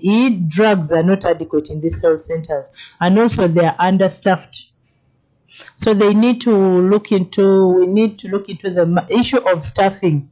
For the main hospital, now that we have this health center 3s at the sub-county level, we would love to see Palisa Hospital elevated into a referral hospital because it is central. Like we shared that it is central to Kaliro, it is central to Ngora district. It is in the center of, it is between Buteega, Mbale, and Bunyole on this other side, and Bujiri. So if it is made a referral hospital, it can serve all the neighboring, about 7 neighboring districts would benefit from that. Okay. Yes. Thank you very much, Madam, for that inside story. We are winding up our program now. Let's get to the subject at hand itself. Is the roadmap 2025-2026 is what we are mainly discussing, but of course we have to build up because I wanted my listeners to know what is in Palisa and which person are we talk about.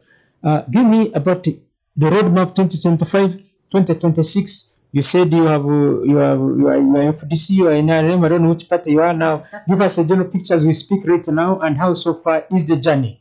I am NRM. I left FDC in 2020 and joined NRM, and I'm NRM and I'll be NRM. I am also the NRM flag bearer for Woman MP Palisa. So you went through the elections? Yes, I went. Congratulations, first of all. It was very controversial. Thank you so much. And there was also a petition for that matter. I was petitioned. But I want to thank my voters of Palisa. You know, it was a cashless campaign. You may not believe this, but we did not spend money in this election. People stood up for what they believed in. and everybody was my campaign agent and polling agent. So they canvassed for the vote, they protected the vote until we declared. Now, when we declared, we got 73,817 votes against the incumbent who had 39,100 votes. Now, that brought in a petition. My opponent could not believe that we could garner those number of votes. But forgetting that this was a decision by the people of Palisa, they decided and voted and protected that vote. Amidst all circumstances, there was a lot of money, as you know, politics campaigns. There was a lot of, but they chose not to look into the money and look at what they want. And I want to appreciate the electorate of Palisa for playing mature politics. So when we finished, we declared winners with the 73,817 votes. There was a petition against our win. I still want to appreciate the tribunal, NRM Secretariat Tribunal. They did a great job.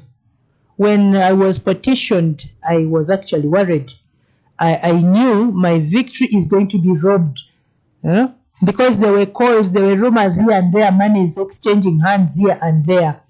But I want to thank the tribunal for standing their ground, for doing a clean job, for not accepting to be manipulated.